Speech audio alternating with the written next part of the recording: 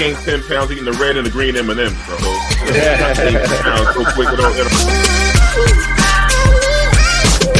I'll chop it up today. How you brothers been for the week, man? Oh, we've been good, man. We've been good. Yeah. We can't ignore the ratings. I mean, this light skin thing is working for me and Derek. I heard it's more market. Where do we start?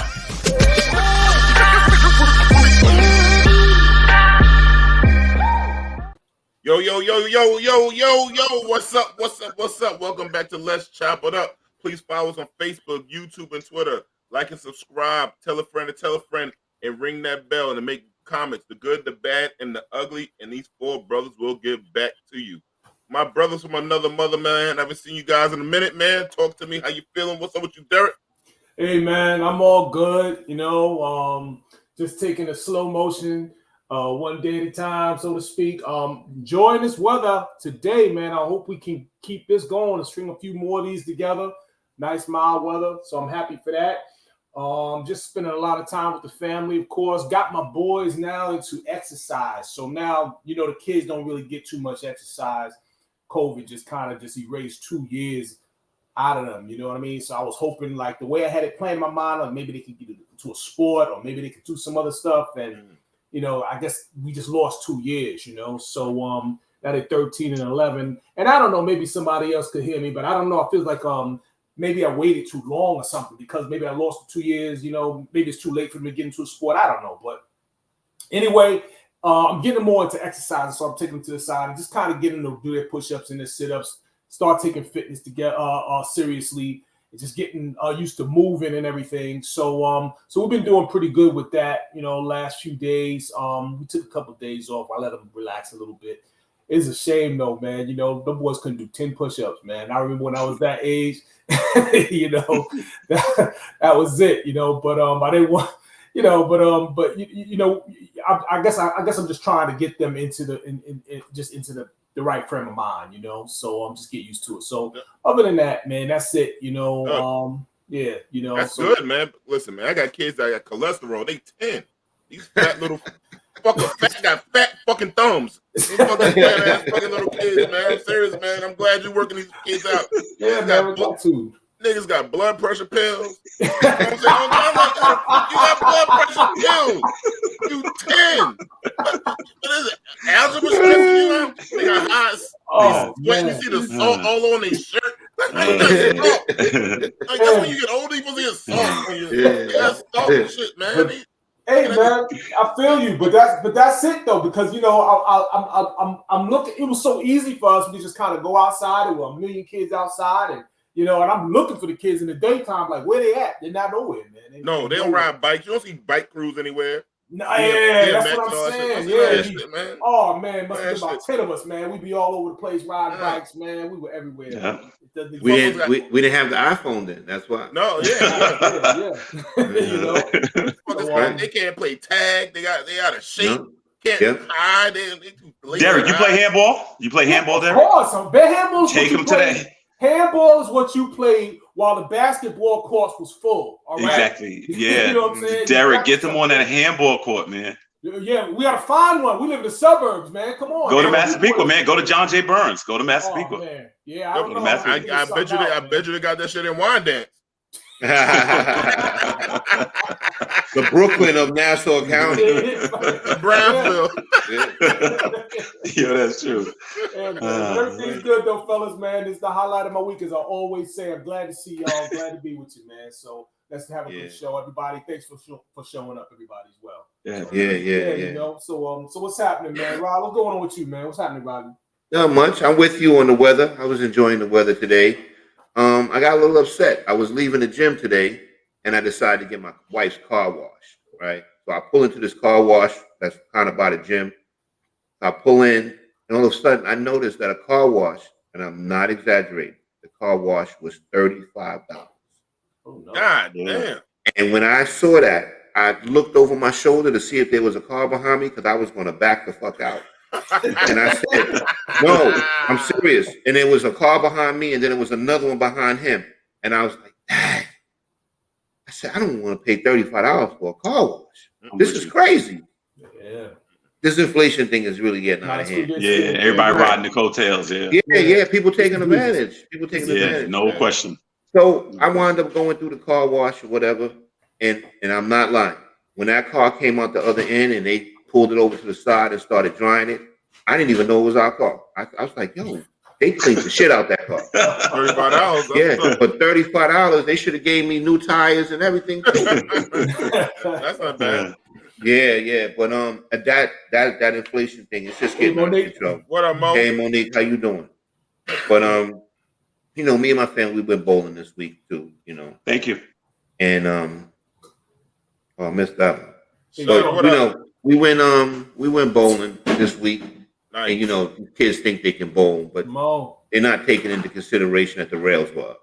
You know, Oh. you know, I'm the only one bowling without using the rails. You know, come on, hey, I'm about to beat you. You know, you can't beat me. You using the rails. You know, but yeah, I realize you got to teach these kids. You got to teach these kids like competition, the real competition. Yeah. You know, and stuff like that. You know, me and my wife, we're always competitive with each other. I They don't know used to where have that comes from. participation prizes, man, or Yeah. something, you know. Yeah. And I always Good competition is good, man. Yeah, competition is good. Me and my wife always compete with each other, and I always kick her ass all the time. But he whispering though. I'm whispering. Right. We see that. Yeah, right. yeah. But other than that, man, everything is good. I got nothing else to report. Everything is real good. Oh man, that's the only sport I can't play is bowling, man. Bowling? You would consider bowling really a sport, though? No, you could do it drunk. Yeah. Anything you can do drunk, exactly. Yeah, it's not a sport. If you can do it drunk or you can do it out of shape, it's not a sport. Fact. Yeah. It's like That's a good point. I think fine. bowling is moving spades. You can do both drunk and be fat. Yeah. Andy Wings. Bowling is like white people Scully. Remember we used to play Scully? Oh. Yeah, that's what it is. But the thing is, like I seen bowling tournaments, these guys like they make a lot of money doing that with all these advertising, marketing, or whatever. But it's clearly not a sport. But they'll call it a sport in a minute. But it's not. It's a psychological thing, though. I mean, because you look at them pins, you like something should knock it down. But the reality of it is, yo, you missed that joint by this much, it's standing. Yeah. No, what they can do with that ball is crazy, though. I gotta admit. Yeah, I give him credit. It's a skill to it, but it is. It is. And then left-handed people are better bowlers than right-handed people. I can see that. Serious? Yeah, I never knew that.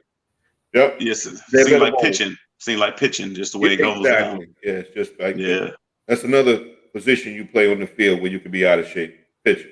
Nah, man. I pitched. My fat ass got hurt.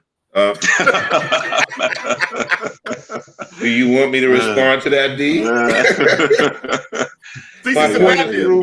CC. There's a lot of fat motherfuckers, right? David Wells, right? David Wells was a great pitcher, and he was out of shape. That's out of shape. He's out of shape. Him and CC, right? Yeah, CC Sabathia. That's right. Yeah. They can't play other positions on the field. They can't play in the field. No, CC could hit, bro. But I'm talking about playing field position. CC was better when he was big, though. He lost a lot of weight and he fell off. Nah, CC. Well, CC played in sports. He could play in college when he's in high school. He played. He could play, bro. He could play, but he got bigger. I mean, in baseball, they want to save your arm. They want you to get hurt, so he can't play in other positions. MLB is playing itself right now, D. You know it. Bro, I know it all the way around. That's on there. That's gonna be their loss of these new fans. No question. I saw CC Sabathia in a interview, and he said the reason he's overweight is because all he eats is Captain Crunch. I said, bullshit. You eat more than Captain Crunch, my dude. He did have he has a cereal addiction. He a vegan now. He a vegan now. You see how he look now? No, I haven't seen him. CC is Diesel. Wow, that's good. That's good. He's Diesel, man. Simone check it out. She said some people think that golf isn't a real sport. Golf is hard as fuck. Golf is hard. It's not. You think golf's a sport, D? No, what I'm saying, golf is hard. Okay. Next to baseball, that's the hardest sport for any of us to grab onto. I'm dead ass serious. I tried. I thought Tiger Woods hit a ball 200 yards. I said, man, I'm hitting balls in college 450, 440.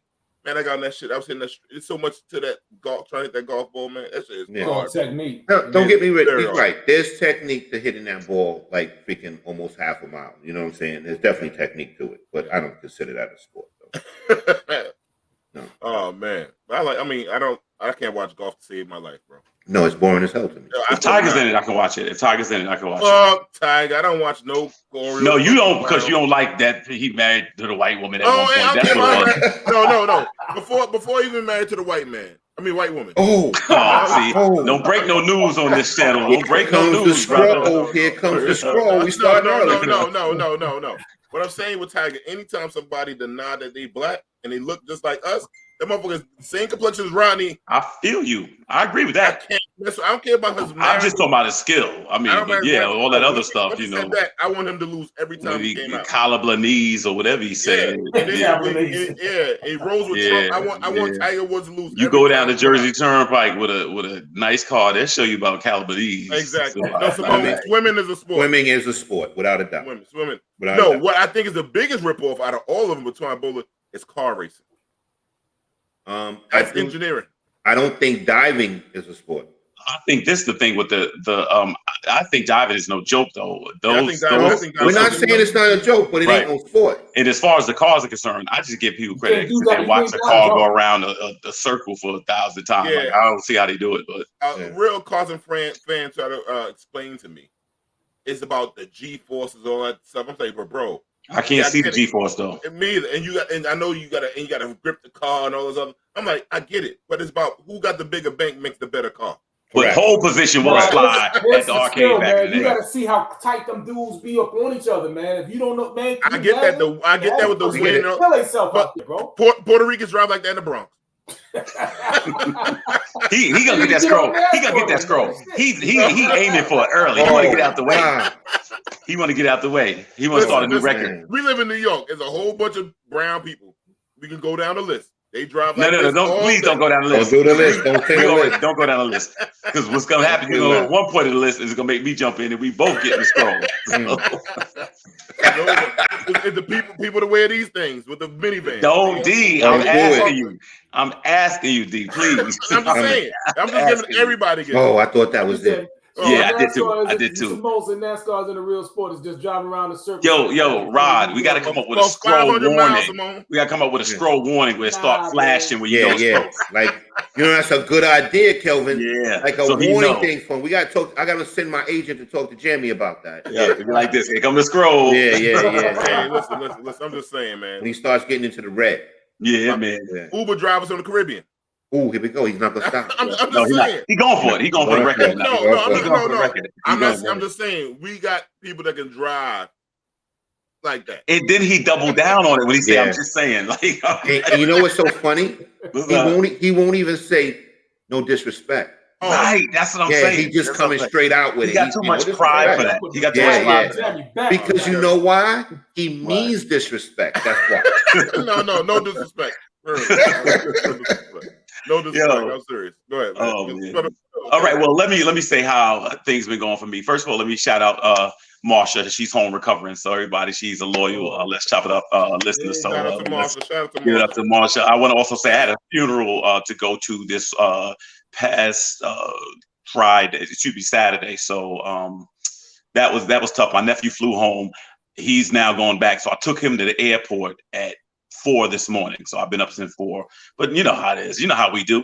So I've been up since 4. And this week I had a echocardiogram and a stress test, which I cannot stand. And they put you, if you've ever had it, oh man, I'm telling you. I had one. First of all, I was lost in the hospital for a half hour before I could find a place. Because for some reason I thought the people in the hospital would know where certain things are in the hospital, but apparently that's what hospital do you go to, bro? Jamaica? Columbia Presbyterian. Columbia. Yo, no. That would have been stressful just hearing about that. But Columbia Presbyterian, and it's so big. And I'm like, where do I go? Lady's like, oh, I'll check you in. Just go to the 4th floor. She didn't tell me that there's 10 buildings with a 4th floor, and I got to find all this. You know what I'm saying? So by the time I did find the right place, I was stressed already. But they, I got on, and they's like, last time you did this was 2016. You was able to stay on here for 12 minutes, this, then, the third. So I did like 13 minutes and stuff like that. She's like, you did it longer than most men your age. I'm like, true. You know what I'm saying? But the doctors come in trying to distract you. Now we're going to ask you to stay on another minute after that minute. You think you can do one more minute? I'm like, this. But but no, it was good though. Everybody that doesn't go to the doctor, especially dudes, we got to get there. We got to do our thing. So hopefully, very yeah, good, Kelvin. I'm glad that because there's two types of stress tests. Yeah. There's the one when you're in shape, and there's the one when you're out of shape. Yeah. You know what the out of shape one is, right? What's that? Is that the one where they give you the dye? What they do is you lay down, and they shoot the adrenaline in. That happened to me. Yeah. Dude, come on. That was me. They said like he's the victim. Yeah, it happened to me. No, they didn't. No, when I had to get the stents, that's what they had to do. They tried me on the treadmill, and it's like, no way. It feel like you're having a straight heart attack. Correct. If you're not conditioned for the treadmill, right, they're going to give you the adrenaline test where you lay down. Yeah, but I'm glad to hear you were standing up. Yeah. I try to do my thing, but I'm gonna say this. One of the flaws of my doctor, and I want to have to check his credentials. Because I don't care what it is. Dude was like, at this stage of your life, you need to get the prostate exam more regularly. I'm like, oh yeah, I'll make an appointment. No, I can do it right now. I'm like, this. like it's different now, though. It's different. Don't nobody need no impromptu prostate exam. Nah, they do it different now. You brother, let me die, brother. No, they have a different one now. I did it with the blood. You must have had a different kind of doctor. Let me tell you something. I had a doctor one time in Valley Stream. I don't care what it was. My man was trying to do that. I'm like, oh, Dr. Cohen, my ankle hurt. Oh, turn around. I'm like, my man. I'm like, yo, and it's always the guys with the biggest hands, man. That's I started to question my man. I don't care what it is. Yeah, my eye hurt. You know what it is? Turn around. Oh, man. So it's like catcher's mitts. Yo, word up. My doctor was 6'3". He did that first time I got the prostate. It was like this big, man. His hands was like, yo, Damon, let me go. And it was like, Shauna said she did the lay down one. Huh? Shauna says she does the lay down one. Yeah, yo, Shauna, listen. But here go the thing, though. Lean back. When I had because my lungs were still messed up from COVID, I had to do the lay down one. But then when I got the stents and they had to just make sure I could get off it, I had to do the test last year. I had to run like you, Kelvin, for that long. My fat ass was huffing and puffing, sweating. I left that joint wet like I was Patrick Ewing at the free throw line. Correct. And that joint messed up, man. And the funny thing is, you leave there sweaty like you're just coming from the gym. They don't even got a shower for you. No towel, no towel, nothing. Not even a paper towel. It is foul. It is foul. Yeah. It is foul. But D, what's up with you, man? What's going on with you? Man, not much, man. Just dealing with musty ass middle school after school program I got, man. These kids smell like fucking hot dog water and fucking neck bones and shit. Like, parents, wash your kids up, man. I'm serious. Like, just give them some soap, put a little deodorant, save the world. Save the fucking world. Like, this talking about global warming in the air. It's for these fucking musty ass middle school kids. These motherfuckers smell horrible, it gets away from them at that point. They don't realize it. What is come on. In our era, I think we used to wear a little London fog, little Muslim oils. Let me tell you something, D. We used to take kids to the camp in the church van. They come out of whichever camp, you could see the funk. It was green. It's a mist. And don't dare put on the air conditioner in the van, like thinking that's gonna get rid of it. It circulates then. It's just bad. Yeah. Facts, no right. Facts. Yeah, when they coming of age, deal with it, man. Yo, I'm trying to tell you. Yeah, it's real, man. But one thing I did, I just finished watching today was fun. I was watching Earthquake, and he was talking about the prostate. The Earthquake special, I'm telling y'all, it's hilarious. It's gonna be the most funny 35 minutes. The Netflix one's out already? Yeah, it's out. It is hilarious. I'm gonna watch it after the show. Motherfucker talking about all that shit we talk about, that man shit. He's talking about all that shit. So he was ready for it. He was ready for his opportunity. Oh, he killed. Every time I saw him, every time I saw him, he killed. Earthquake is the truth. Earthquake is the truth, man. Word up. What you say? I do not play high by high. Hit you with the clap. They clap with that shit and they grab shit out the air. What the fuck is in the air? Shauna said y'all need to make them personal care kits. We do, Shauna. I gotta, Shauna, Shauna know the budget. Shauna used to get money off my budget. The thing is, You can give out care kits. They have to use them. They have That's to the care. thing. They have to care about the care kit. Yeah. No, let me yeah. tell you something. I almost made this kid take his feet off one time. I was not having it. Like, oh no. You're gonna take them off and send it to the cleaners. Because this don't make It no don't make no sense. sense, Yeah. man. Mm. It's horrible, man. Like, God damn, this kid glass is dirty. Like, damn, man. And they got nice cars and shit. Motherfucker, Yeah. nice car and all that kind of shit. He looking why- fresh. Like, what That's the why his fuck? grades is poor, because he can't see shit. And he a bully, punky ass little funky Oh. bully, man. Oh man. Yeah, because they ain't gotta touch you to No, intimidate you. all the kids are scared of him because they want to get touched. Hey, You Kelvin, to lose. You smell like that, man. You know, Send you me- never lose. send me Marsha's information. We're going to send her a gift from Let's Chop It Up. All right. I mean, Nice, Thanks Marsha. a lot. What up, Marsha? Feel better, Thanks, Marsha. right. Yeah, get well, Marsha. We don't want nothing to happen to you. that's Word right. up, word up. Throw your M up. You end up on Marsha. Yeah. Let me see. Let's what we got going on here, man. First topic of the day from my man producer Jamie in the background. Pushes. Oh yeah, the black people, man. You know what's going on in Afghanistan with this about to be World War III thing. Black people. Afghanistan. Afghanistan. Oh, I'm about to say them too. I was about to It's breaking out all over the world. That's what I get for talking about them brown people driving. They was in my tongue. Yeah. But now, Ukraine. how Ukraine, man? They're not letting black people in Poland. Jamie, play the video for us, please. Begin in the nation's capital, where the federal government has expressed displeasure at the reported incidents of the mistreatment of some Nigerian nationals attempting to flee Ukraine.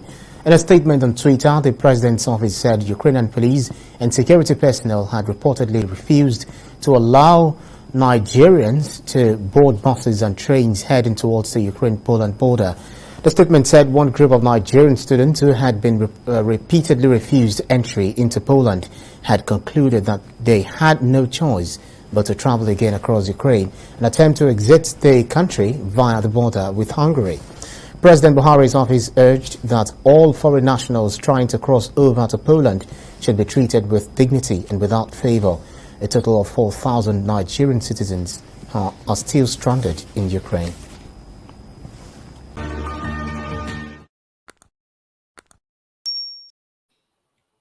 First of all, the news reporter looked like one of the Nigerian dudes that do scams. However, to the real of the story, this is so fucked up, man. The way they treat it. Racism always shows its head no matter what's going on. Racism will be here, but like roaches will be here by the end of the world. Always. Yes. Sorry, shout out to the brother though. Good news reporter. No question. No, that is true. I mean, it's just all over the globe. I mean, I don't know what it is with earth tone colors. Like they just have a problem with it. It's like they, but I mean, honestly, no matter what the crisis is, still people want to put us on the bottom rung of the ladder. And it's ridiculous. And I'll say this at this stage of the game, it's time out for trying to just always assimilate and fit in. To me, it's economic. Anything you could do. Stop going to these places, stop supporting these places, stop going to school in these places, stop investing in these places. Really, I mean, at the end of the day, I mean, it's reprehensible to see that it's a crisis or whatever. I mean, I know people mad we wasn't on the Titanic. Like we'd have been floating devices or something like that. It's whatever you can do to just put us on the bottom of your oppression is just unbelievable. So yeah, but it's a sad story. I did read about it. It's terrible. Yeah, I saw a report where basically they were stopping them at the border where just because of their color. Like if you was Nigerian student and you were white, you got to go through.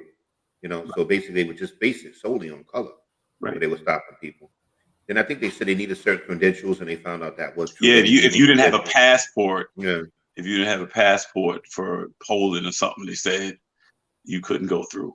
And, But I mean, the sad thing is, this is not shocking and this is not surprising. No. This is just Wednesday. Yeah, I mean, that's all it is. That's all it is. I think it's a shame. I think maybe they should let those Ukrainians back in. When it's all over, maybe they should stay out, man. You know what I'm saying? Let the Nigerians stay or something. I know that's not how it works, but it's it is what it is, man. At this point, man. And technically, these people are students. You know what I'm saying? So they're like most of these people are students and families. And the rule was women and children and non-Ukrainians to get on the train. It's not your fight. So they're non-Ukrainians. Like, let them get on the train. Worst case, they put the motherfuckers in the back, put them in the caboose like they used to do us back in the day, and let us just ride out. It's a goddamn, it's a crying shame that it's always got to be something. But what I noticed in this war, and this war is like, here go Africa. Africa, like, it's a World War III. You think about all these European countries getting in these wars, all these places. There's no mention of Africa ever getting in these wars because Africa doesn't control Africa. Everybody else has different things in Africa. You know what I'm saying? Like, why, like, Africa don't has no dog in the fight because you don't really control it. Somebody else controls our country.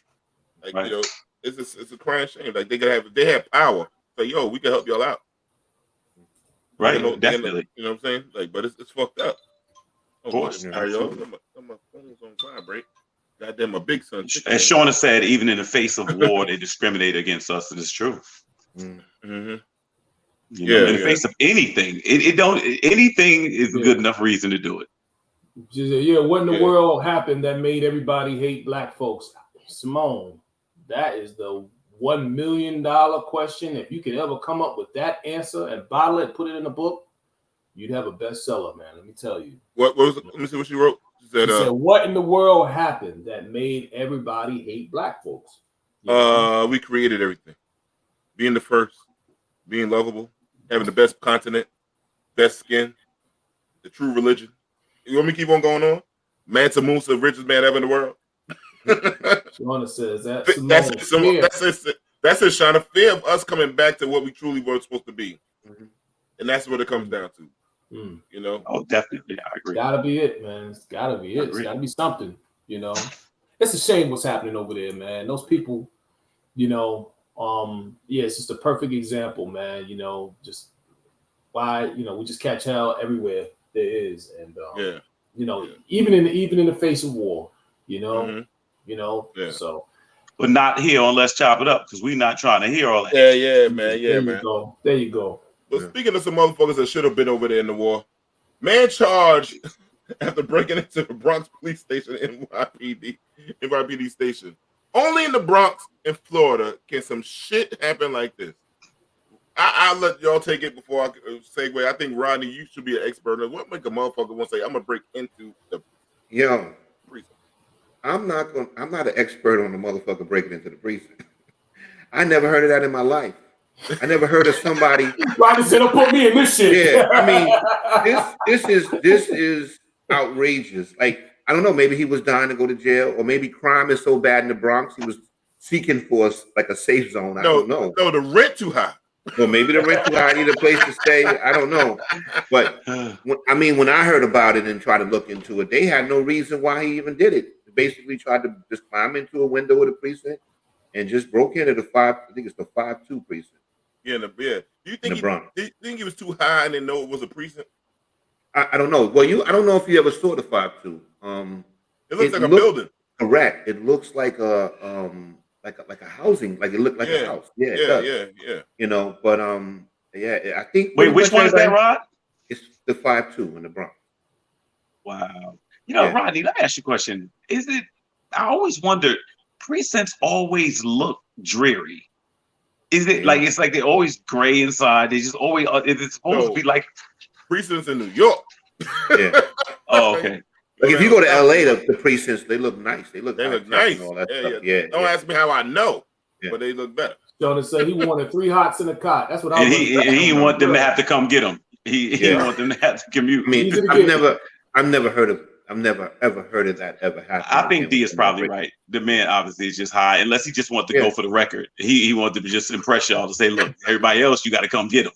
You know what I'm saying? My man did that one-stop shopping. Maybe this, like I said, maybe the streets are so bad in the Bronx that he decided to say, "Hey, it's safe in here." It is. It probably is. Yeah. I don't blame him for going there. I was like, I got security. Yeah. I got protection. I got a bed. I got a shower. I'm good. Yeah. I know a dude that called the cops to his house and got arrested.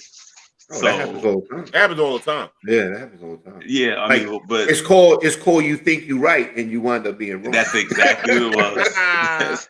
That's what winds up happening. I've seen that 100 times. Guy called there, and actually he's the one that broke the law. So, right, exactly. That's hilarious, man. But shout out to him. Hopefully he makes it home or whatever the fuck he wants. What he's trying to get out of life. No, I'm gonna just be honest with you. I'm sick of making it home. Lock everybody up. I'm tired of foolishness. There's some people don't need to go home. I'm just be honest with y'all. Fact. That's the truth. They gotta get rid of that bail reform.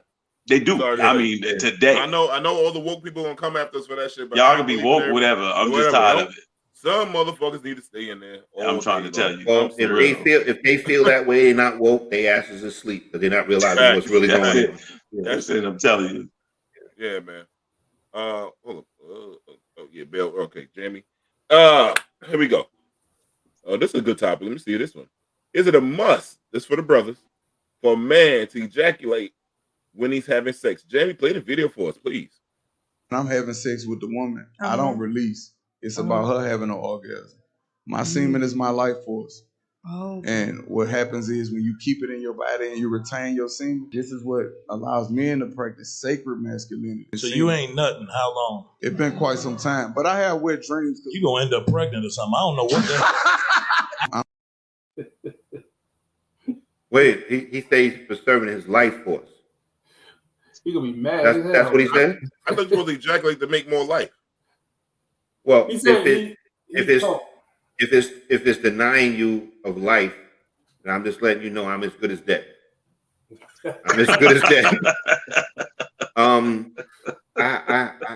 don't know. I don't know why. Dead man talking. He could be strong. Yeah, yeah. I mean, that's some. Yeah, like how are you able to do that? Mad as hell, man. Yeah, he's got to be one frustrated brother. That's what I'm saying. When I say we're not gonna get anywhere as people, do y'all like collaboratively just try to reinforce my point? Is that what it is? Because some of these stories, I mean, the funny thing is the host looking at his face was the hilarious part. Shorty said, "Wait, isn't that the point?" That's my point. Yeah. So that's his name is Kevin Gates, I think, right? The rapper, and a few rappers have been doing this, saying this for a while. I remember, Shauna, remember our friend Tabab back in the day? Not Tabab. What was that? Talib? You know Talib. He was telling me this in college, like, "Yo, man, don't have sex, don't ejaculate, girl, get your power and all this other shit." I'm looking at him high as a motherfucker. Motherfucker, you can take all this power out of me tonight.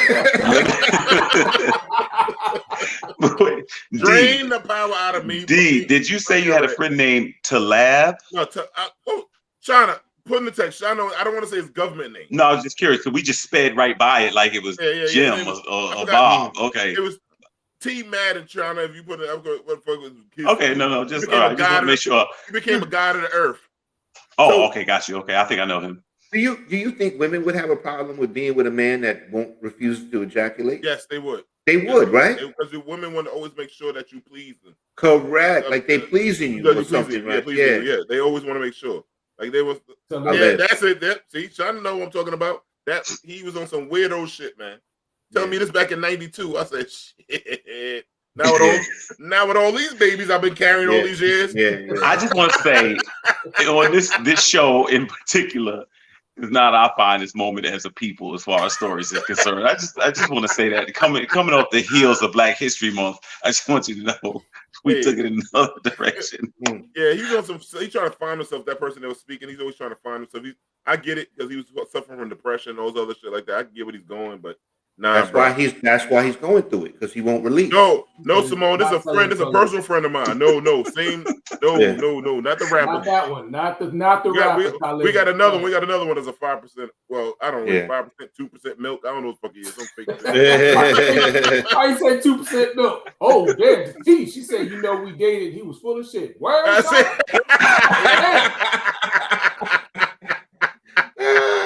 Shauna had that motherfucker blowing up. Shauna said, all right. Yeah, all that bullshit they want. Yeah, man. There's another rapper that said that he, I think it's Joey Badass or somebody said he don't ejaculate. Yep, him and what's the other one? He said the one that got Rihanna. I think he said he never jerked off before. What's the guy name? Y'all know. Oh, you're talking about ASAP. Yeah. I think he said he never jerked off before. But ain't she pregnant by him? Yeah, but he said he never jerked off. He said he never had to. He always had, since he was young, he always had girls or whatever like that.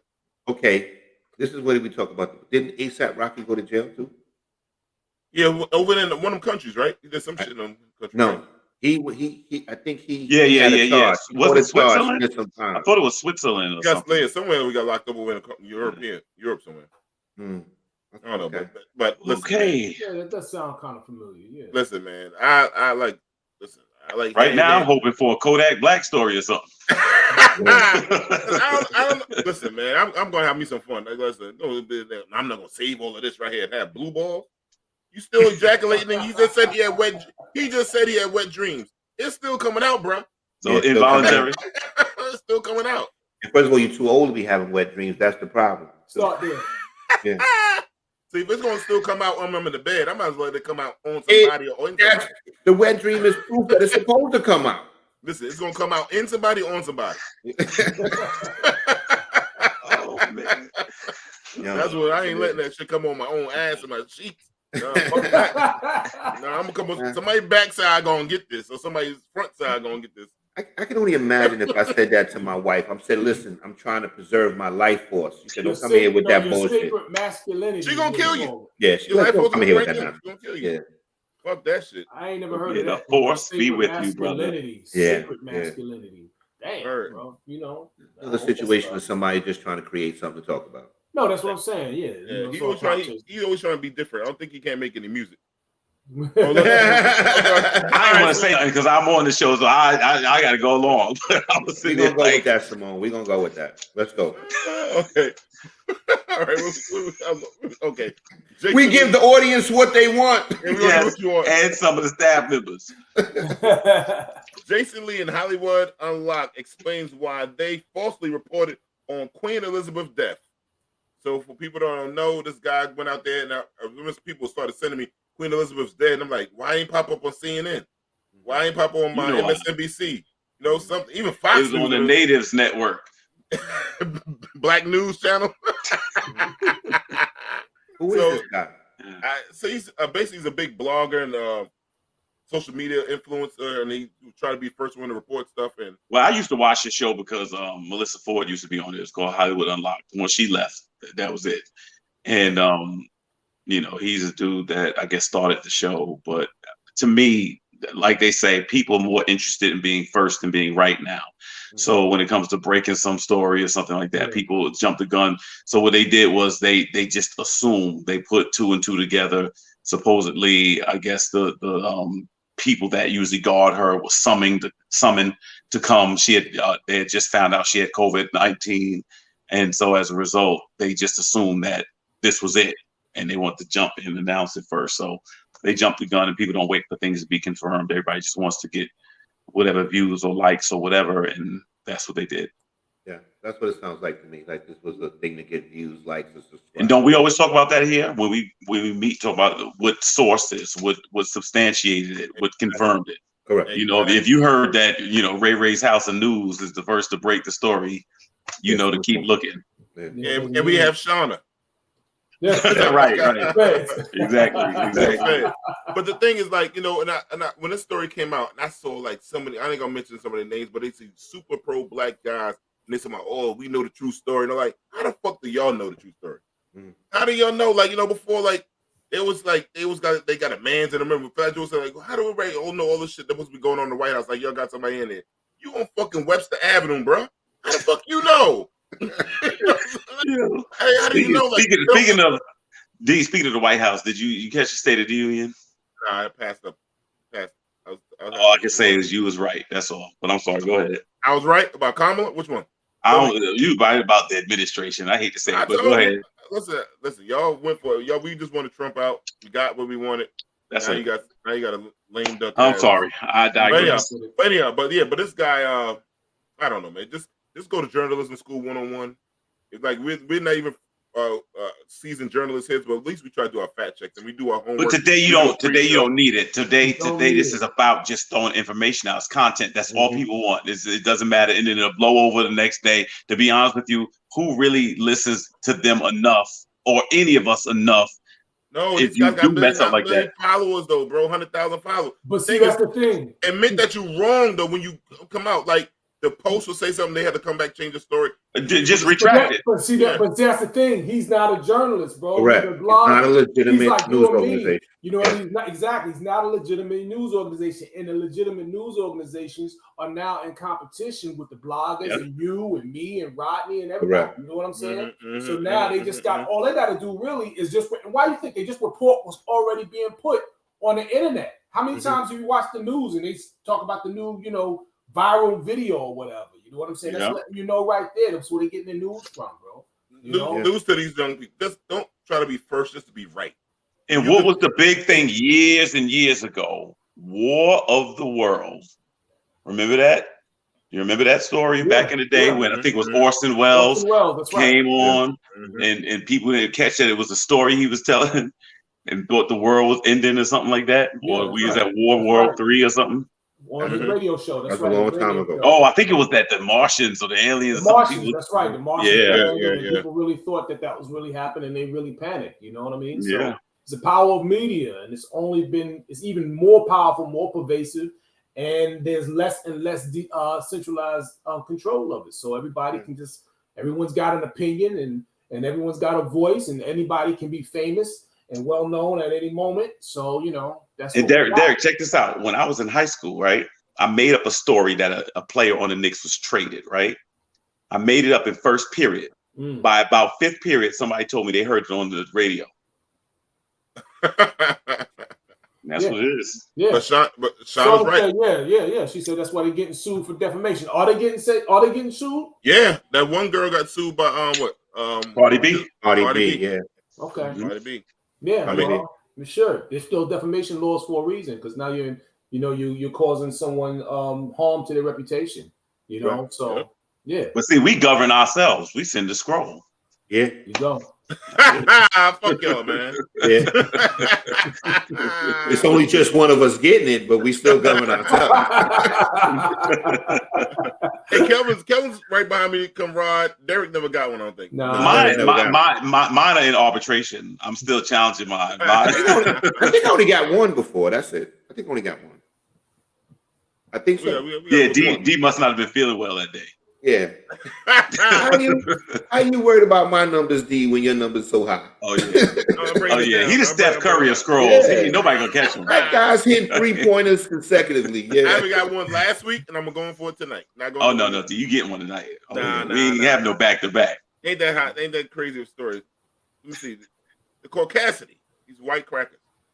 Here we go. Almost. I'm sorry. Almost. Jamie, don't give it to me. I'll take that back. What was say Rod again? What you say? No disrespect. No disrespect. The caucasity of a black woman forced to move from her seat mid-flight from a Delta airline for a passenger that was ticketless. Ain't this a bitch? We can't even fly. We can't get out of war. Goddamn racism!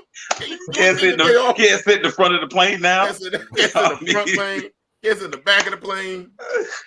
God, man! Damn, you might really she had to move because two white ladies were complaining they wanted the seats or something like that, right? Yeah. They were saying that they were supposed to be in first class, but they didn't have any verifiable proof that they were supposed to be in first class. So they're sitting in coach or whatever. And to appease them, the flight attendants was like, all right, somebody asked the lady, aren't you by yourself? She's like, yes. So then she says, out of fear of retaliation, she decided to move. So she moved from seat 19 to seat 34. And I was like, retaliation from what? Yeah. Like what? I'm saying, like, what are you afraid of? You're in the seat that you paid for. Correct. So would you think they're gonna nosedive or something? Like, I mean, we really have to stop trying to capitulate to stuff that that has nothing to do with us. But yeah, so that's what happened, and they just to make sure they appease those. And it's amazing. There is a certain urgency when they complain. When they complain, people are afraid their job is on the line. Yeah. You know. That's right. You know, I agree, Kelvin. I wouldn't have got up. I would have been like, listen, you got to go find somebody else to give you an easier flight because you're not getting this seat. You know? Yeah, that's what I'm saying. Just on principle, I'm not getting up. You got to be kidding me. You know what I'm saying? Now, y'all can move me to first class somewhere and then y'all can work this out. But all the seats in first class were full. Or you could change my ticket to a private jet, then I'll get up and go. Exactly. Other than that, but no, I'm not moving. You better go on. Give me a free flight somewhere else so we could talk. Yep. But other than that, that's it. I think she should have moved. I think she should have moved, but she should have said, "Listen, you're gonna comp this. You're gonna comp this ticket." Bill, No. You know what I'm saying? Nah, it's too late. Then that ticket's been paid for. I'll Yeah. just say like this: she's saying she'll never ever fly Delta again and all that, but she just wants them to admit Good luck what they did was bias. good luck on getting around the world because you're gonna limit yourself to America. But I'm saying though, I'm tired of all that. I just want them to admit enough of that too. Yeah. You don't have to admit because I already know what you just did. It don't help me because what you gonna right. Meanwhile, I'm in the back of the plane with that's your what I was admission. saying, though. You know, maybe they should comp ticket or give us something, man. You know what I'm saying? No, just stay in your seat. That's all. I paid for seat 19. I'm staying in seat 19. That's just it. You know, that's it. yeah. I just felt like I said, it's got to, for me to get up, it's got to be a tremendous upgrade for me. And you know what's amazing? I'm gonna tell you what's very, very interesting. So but you're negotiating. That's my point. You know what I'm saying? At least you're negotiating. But we shouldn't be always put in this position. And so what happens is literally with no proof on their word, they're like, you must be first class passengers. I never forget this. I may have told you guys this one time. I went to the Garden. Man, I'm sitting in the a friend of mine worked for NBC at the time. She gave us seats right over the tunnel. Right in front of us is 4 white people, and they're sitting in the wrong seats. The people came down. Excuse me, these are our seats. The usher made the guy and his son and the other 2 people move. Right? Then the usher turns and looks at us. Can I see your ticket? My people pull up. I said, no, you see my ticket for what? Why? Because they was in the wrong seat. We must be. No, did somebody come here with the same said that these were their seats? I show you my ticket. I'm in the seat already. Well, I gotta show you a ticket for because you looking at them like if they's in the wrong seat. I know y'all must be in the wrong seat. No. Yeah. When you get a person come here with this ticket, you tell me and we'll look at the ticket then. Sure, I ain't moving from a seat I paid for. That's right. That's facts. That's facts on that. No argument. So people walk on a plane, claim they in first class. So that means somebody can walk on a plane and say they're the pilot and let me drive the plane. That's what I'm saying. You know? That's what I'm saying. And I'm just tired of when you're in the right, you still under suspicion. It's like going to the bank. Going to the bank. I went into the bank with a certified Chase check from Chase. Certified. And it was my check. I wrote the check to myself. Certified check. I go to cash it. I get there. I tell her I need to call the manager over. I'm like, all right, here we go. Manager come over. Sir, what account did you take this out of? I don't know. Why? No, we just want to verify. I said, so you mean to tell me I'm standing in Chase with a certified Chase check and you can't verify it? No, it's not that. I'm like, no. Don't try to calm it down now. You know what I'm saying? This is ridiculous. But I don't have to do that when I open an account. And I don't have to do that when I put money in here. I come in here in my drawers and put money in the bank and there's no questions asked. But now I got to give a hair follicle and DNA sample, not trying to hear it no more. But and I'll close a bank account in a minute with my 2 nickels in it. You know what airline, if the passengers did approach me? Spirit Airlines. I'd have got up. It'd have been like the jail cafeteria.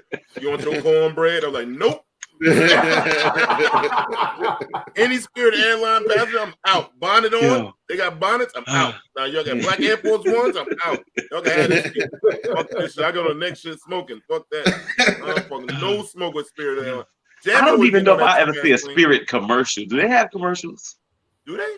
I've seen them. Yeah, I've seen them. Must be late night infomercial. It's the one in the No, the guy that they show the plane. They show the plane flying, whatever. But I seen one. I was shocked just to see the plane moving. You know. Spirit Airlines, the planes fly. Yeah. That shit come on at 2 in the morning. Our planes fly. Yeah, our planes fly. That should come on after BT Uncut.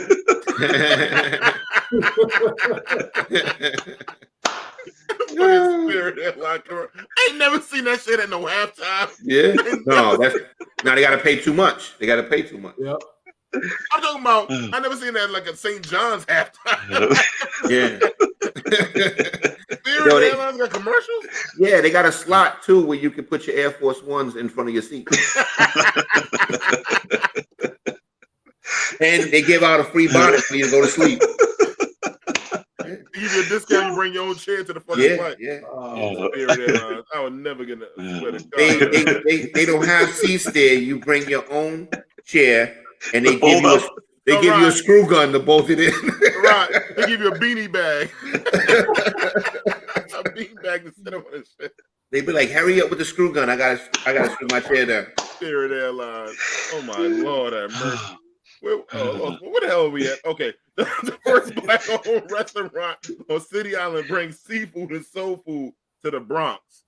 Man, I don't, like I said, I don't go to nothing in the Bronx. Yo, speak on this. I'm good. Yeah.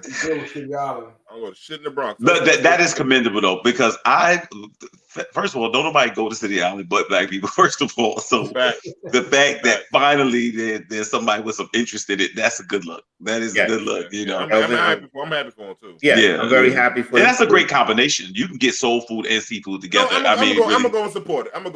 Yeah. You don't have to get the seafood. They got collard greens and mac and cheese and all that in there too. I'm going to support it as well. I'm going to give D some money and bring me some takeout, please. Because I'm not sitting there with the natives. So, but I still, let me tell you something. I'm going with Rod. Rod rode hot. I ain't going with this. I'm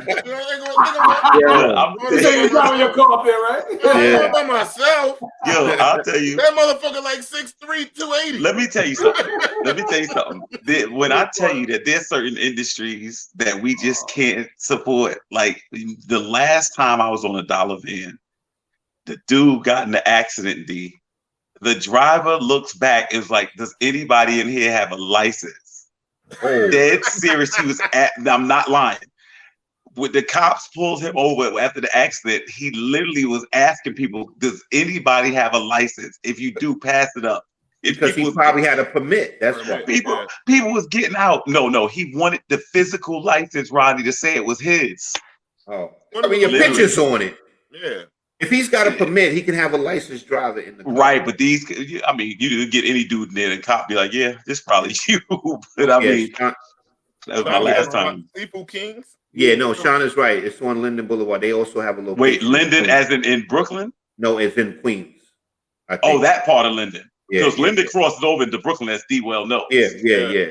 But it's a father, husband and wife, 2 sons. They had the location in Queens in Linden Boulevard, and they were supposed to try to get this place like 5 years ago. In City Island? The one in City Island. So then I guess they drove by another time and realized that the place was vacant now, and they tried for the place again, and they got it. So now they open it. I think it's just a takeout place. But in City Island? Yeah, I think it's just a takeout place. Next to Thomasina's. Yeah, that's Queens Linden Boulevard. Then. Okay. But the thing is, I mean, shout out to them. But the thing that I noticed when I first saw it, I've been going to City Island since the 80s, right? And here it is, 2022, and it's the first black restaurant on freaking. I'm like, is no other black restaurants on City Island? I think it's the first one. It's the first one. I've been people go to Sammy's. Yeah, you go to Sammy's, and that's not. I mean, you know. I mean, black people. That's like Calvin said. Black people have enriched the restaurants on City Island. No, we have enriched, no question. Yeah, without a doubt. When you go there, there's nothing but us there. For this place to go there now and go out of business, I'm going to say something seriously wrong. Now, okay, if the food is bad, that's a different story. But we should support this restaurant full-fledged when we can go up there and support all other restaurants up there that's not owned. Of course. That's a big fact. Absolutely. Monique's never been to Monique. You never been to City Island or Thomasina's? Which one I'm trying to figure out? She says I've never been. You probably made the right decision, though, Monique. But no, I've been. Yo, Sammy's always another spot that always have fights. Yeah, Sammy's been around a long time. There's 2 of them now. They're across the street from each other now. Yeah, I'm good. I don't think I'm gonna go to Bronx, like I said, for the Yankees, and when I'm going to Jersey. The Yankees scared to go there now. I'm telling you. When I was like a teenager, that was like the hot spot to take somebody on a date. Oh yeah. Oh, let me tell you, they got a little slide off spot over there, like a little Lover's Lane, and it's cut. Long time ago, I used to go over there, and I had that Gold Expedition. I had some fun in that. You know, let me tell you something. Speaking of dates, I remember my first date. My car was smoking, and we had to take her car. I mean, she was older than me, but I tried. 16 years old. She was 20. Wow. She did me a favor. Oh, you had an R. Kelly, reverse R. Kelly. That's what my friends talk about, calling me R. Kelvin. Yeah. I'm like, this dude. Kelvin, you do realize you just revealed the crime on this show. No, we just went out though.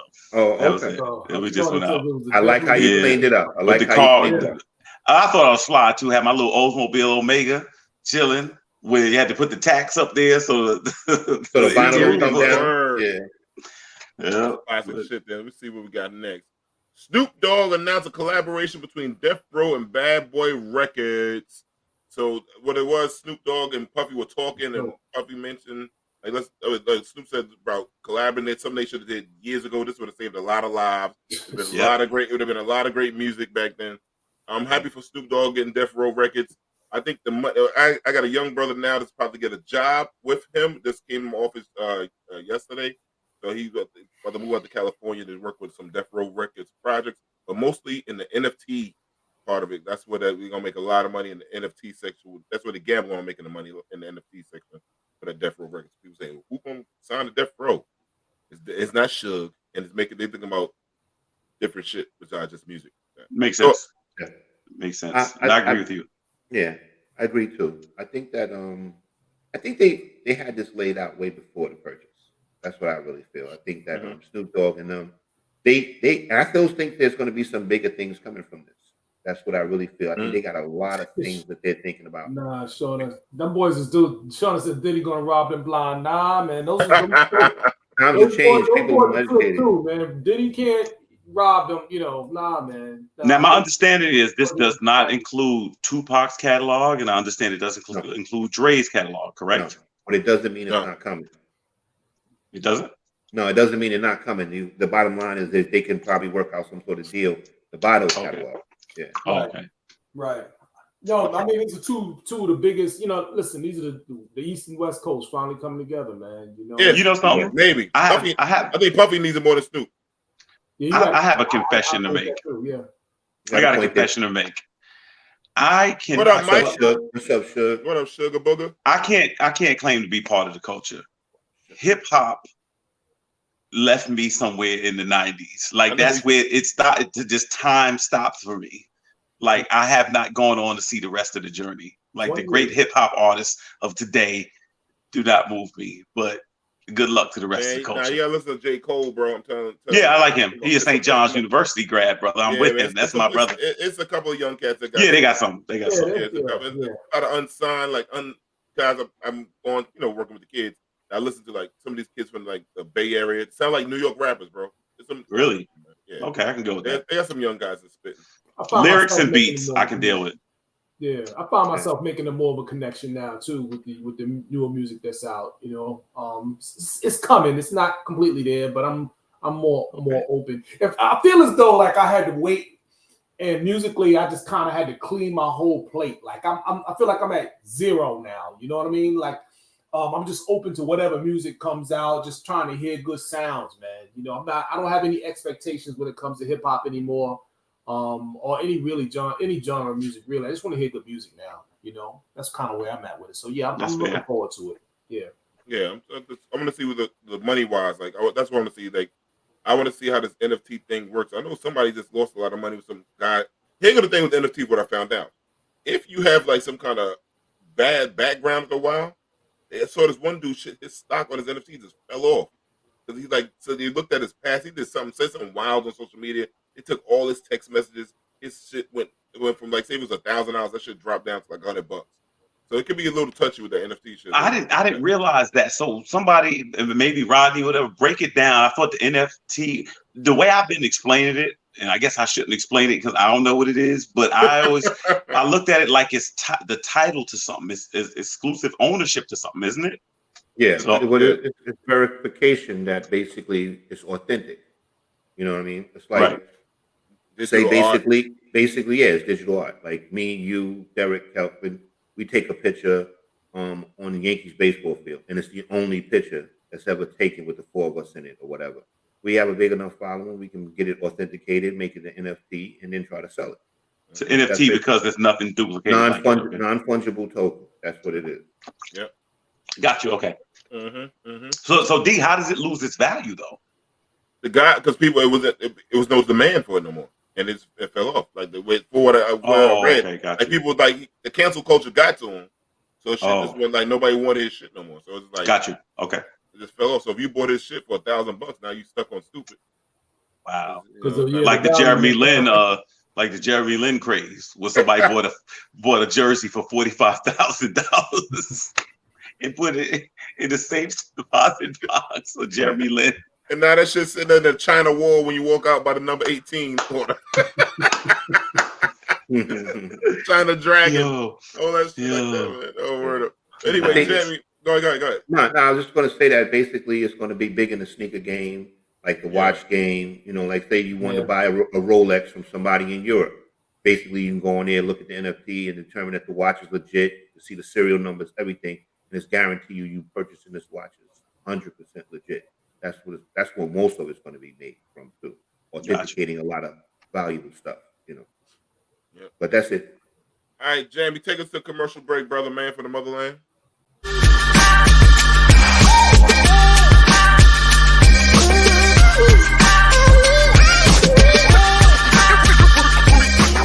Orchard Blue Counseling Services, or known as OBS, is a private mental health practice based in Southeast Queens, New York. OBS's founder and holistic psychotherapist, Serene Prince, is a Queens native with Caribbean roots. Serene is committed to providing culturally competent holistic psychotherapy to diverse communities while curating a safe healing space for Black and Brown people with compassion and awareness of their total being. As experts in children and teens, we have curated a mental health and wellness community where children are heard, guided in developing a healthy self-esteem, supported in strengthening their inherited resilience, and learn skills to manage their emotions to develop positive relationships with parents, adults, and their peers. Orchard Blue Counseling Services is designed to help children and adults discover their inner healer as we take the journey with our clients to work towards self-acceptance, self-love, and resilience to manage life's uncertainties and embrace its wonders. Our private practice extends to providing consultant services for personal life transitions and business development, parenting guidance and support, and clinical supervision for mental health students and therapists. And be sure to book our founder, Serene Prince, as your next holistic speaker, offering your audience a life-changing experience. Now that you have taken the first step to learning about us, we invite you to walk towards a healing and progressive life with Orchard Blue Counseling Services. Contact us for your free consultation where applicable. Email or call us at info@orchardbluecounseling.com or area code 516-200-1174. You can also connect with us at our website and social media pages, orchardbluecounseling.com, or on Instagram at orchardblue_counseling SBCS, or Facebook at Orchard Blue Counseling.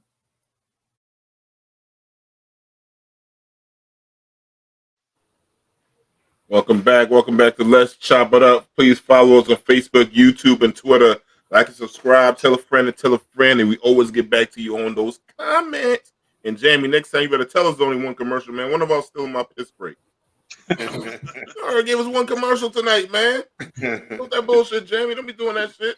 I was waiting for the next one to come up and shit, man. I've been blowing my nose, all kind of shit, man. Motherfucking Jamie, boy, you getting slick with this motherfucking thing, man. These bladders are different now. Word, Jamie. We got close to 50-year-old bladders or over 50-year-old bladders, bro. You gotta give us 2 commercials, not 1. Damn, Jamie, man. Motherfucker, man. And don't give me no goddamn stroll for that shit either, too. Yeah. Right. No, but now it's in his head that he's definitely going to give you the stroll. I know. I've been cracking. Let me leave Jamie alone. I ain't gonna talk about the short. Leave Jamie alone. Either. And you still didn't say no disrespect. No disrespect to Jamie, #1 producer in the world. My man Jamie. Uh, Talk about little sports. Let's have a little fun since we all chop it up and we do what we talk about in the barbershop. We chop about sports. We're gonna talk about these Los Angeles Lakers fighting for just to make the NBA playoffs. Like I said before, every team is trying to make the playoffs. I don't see why this is a big story. I just don't get it. I don't understand. Everybody, the Knicks was up. They losing. They're trying to make it to the play-in game. Everybody trying to make it. Yeah, it's the expectations though, man. Yeah. Damn. Everybody starts with the expectation. Yeah, but but D, I mean, when you've had like the reigning best player in the sport put together a team of aging former all-stars and they're the second largest media market in the country. You know, this was really, really big. And they actually, you know, you had AD and you had LeBron together. Then you go ahead and bring Melo off the bench. You know, you bring Westbrook in. You give up a lot of pieces to get Russell Westbrook. Now, I told my nephew from the beginning, this not going to work. And I saw the Lakers try to do this before with Gary Payton, Karl Malone, Shaq, Kobe. It just doesn't work. You just can't buy a championship. It just usually does not work like that. Football may be a little different. The Rams just did it. They just said, forget all the draft picks. We're going to just go all in and try to get talent and win right now. Some people you can catch lightning in a bottle. But at the end of the day, I think this era just believes it's LeBron's birthright to be in the finals. And they just feel like they have to surround him with talent to get him another ring. This is this quest to catch Michael Jordan's ring count. LeBron is going to own every major record in basketball by the time he retires. The thing that he probably will not get is this sixth ring to tie Michael Jordan, and definitely not 7 to pass him. And I think that's the biggest thing. And I think for that reason, LeBron and his organization, they have a lot of influence on the front office. And if you remember, when he got on the team, a lot of Laker fans did not want LeBron. They were still believing Kobe Bryant was the greatest Laker of all time in their estimation, even though I believe that's Magic Johnson. And they were just like, you know, they didn't receive him that well. He goes and gets one ring in the bubble. And that bubble ring to me is controversial. And so I disagree. I'm going to let you finish on this controversial part. Go ahead. I think that was the hardest championship probably to win. Now, this is what I'll tell you. Go ahead. Go. Because they have no give me the cons. No fans. You're not near your family. You're stay in one spot. It's different. Everything when you naturally play in something with an arena, when you're talking about 20,000 people every night, to change that whole thing, it's a kind of psychological fuck up. It's different. I think that might have been the hardest championship for anybody to win. Even with baseball, you got cardboard cutouts, barely any fans. You live off that energy. That energy can sometimes get you to the next level. I think that's a hard championship. Now, the thing with the Lakers, I see your point. You know what I'm saying? But can I counter that point now, or you want to wait till you finish? No, let D finish. Let D finish. Okay, go ahead. Now, besides the thing, you also said they brought in Westbrook. Like you said, I agree. That was a bad plan. You brought in Melo. The Lakers did that to themselves. Melo has never won nowhere on that kind of stage in NBA anywhere, and they always seem like they did bad. Westbrook never won any place else. It always did bad. LeBron won with less talent before. You know what I'm saying? So like the thing when they did that big three out in Miami, that was different, right? You had some people that they gel, but besides the big three, they really had no really star crazy ill plays. This time they loaded to the bench. You got Dwight Howard. You got everybody. The touches ain't there. Like I don't think that's what I'm thinking. Laker fans can't be mad. He brought them a championship. Jerry West brought one championship to him, right? I mean, what? Yeah. One, right? One, right? I said one like this. I'm fucked up. One. One got one. Yeah. But this is the thing. But D, this is the thing. I think you inadvertently made my point. First of all, you're talking about from a home perspective away. LeBron James is not good from a free throw line. It is a lot different trying to shoot free throws with 19,000 people booing you. Also, there was no travel. So part of playing in the NBA is actually having to travel, not being in your own city, not being in your own bed, having to go on the road. That's why there is a home advantage. Well, in the bubble, you had no home advantage or road disadvantage. The reality of it, everybody was in the same setting. Secondly, Miami Heat actually made it to the finals. They made it to the finals in the bubble. But why don't they make it to the finals out of the bubble? Because it is harder to make it to the finals outside of the bubble. That's the reality. They were all in a controlled, contained environment versus jumping on and off a plane. You're walking down the hall to your room. Yeah, but also you got the away energy brings you. Some people like being the villain. LeBron doesn't. Come in the Garden. LeBron doesn't like being the villain. LeBron don't mind being. He gonna go in certain cities. Look at his first year in Miami when he was the villain. Did he get upset by the Dallas Mavericks? Dallas Mavericks had a good squad. People keep sleeping on Dirk. I don't know why people sleep on that white. Dallas Mavericks was an underdog. That was underdog, and I was going for him. I felt Dallas was gonna win that. And LeBron ain't come there to lose the first one because he came not to win one. I know, not two, not three. That was some young 20-year-old hype dumb. But yeah, but I'm saying the bubble to me, and I get it. The bubble, basically, this is what it was. We were all in a pandemic. Everybody's in a pandemic. Everybody's getting used to a different environment. So to have to be in a bubble where everybody's getting tested every day, and then you're just dealing with a 5-star hotel and stuff like that, I do think you'd still find the strength to go on. You're playing in an empty gym, but D, you're playing in an empty gym. Everybody's playing in the same environment. It's not as much pressure. Is that as much pressure? Everybody is different. Everybody, that sound, the difference. Even when you like the way, when you go away, sometimes when you gelling together, like, yo, we in this together. Me, Rod, Derek, and Kelvin getting this together. We're gonna do this together on the road. It's different now. You took away that part of the game. It's gotta fuck you up. You're in a bubble doing this regular shit. You're away from your family, your kids. Now you're doing everything on FaceTime. It's a whole different energy, man. Oh yeah, well that's an adjustment. I think that was harder than winning the fucking in front of 20,000. I like I said before, I think D has a good point, because the thing is, in the bubble, the crowd does play a role to athletes. And I think during the bubble, a lot of guys played down because there was nothing there to excite them. Yep. So they weren't playing at 100%. You know what I'm saying? They were just trying to basically get through the game. Where now you're playing in front of 20,000 people, you can't come out there and be a burger. You got to come out there and do your thing. So I kind of believe that I can understand that. Now let me ask you a question. Do you remember the Dream Team, the only real Dream Team? Mm-hmm. Do you know they said that their toughest games and the best games was in practice? Do you know they competed that hard? Because they compete against each other, right? And when you play at a park, when you played if you played handball, if you played basketball or whatever, and there's nobody watching, you still go ahead. The competition is what drives you on when your man is in front of you and stuff like that. You still not compete, in professional sports. In professional sports, you got to understand you're playing to the crowd, and the crowd's playing to you. And you got to understand you have conditioned yourself for that crowd. Yeah, man. You know what I'm saying? That crowd plays a huge role, Kelvin. And I can agree with that, but both teams are playing in the same situation. To me, I agree, and I think that they're both playing the same way. And there's players on there that's probably not playing 100%. Kelvin, you also making a point, man, really against yourself, because listen, everybody, you're not taking into account the mental strength aspect to it, man. Everybody's on the same level, man. Remember, there's a whole pandemic going on outside. People are worried about families are fucked up, all kind of shit. You have to be completely insulated. There were people who did not want to go in the bubble. Yep. You know what I'm saying? No question. But I just asked you this last point. And you can't say like the Lakers weren't the only team that that was like that. All the teams were like that. So I just want to ask one question. To me, that was a perfect. I want to ask one question, and I'll close with this question. And you make a good point, Derek. I'll close with this question. Why were people's averages up? Why did some people get 50 and they never got 50 before? Because guys were playing down. They wasn't giving 100%. The defense wasn't that strong. No, because the guys are just saying. Y'all really think NBA players got on the court with other NBA players and laid down? That's what I think, guys. I mean, Kelvin, look. You're telling me when you were watching them play in the bubble, you didn't see certain players that. They had some of them game. Look at that game with Luka. That joint came down to the last second. They had a bunch of buzzer beaters. Yeah. They competed. They behind off in that bubble.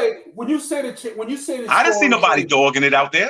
When you say the scoring changed, how much are we talking about? You know what I mean? We're talking about like I'll give you one perfect example. What are we talking about? Donovan Mitchell had 50 and he had never had 50 to that point. What was his average though? His average for that year? His average is probably 27 a game. Was it in the playoffs? 50 dropping 50 in the playoffs? What is he, Michael Jordan?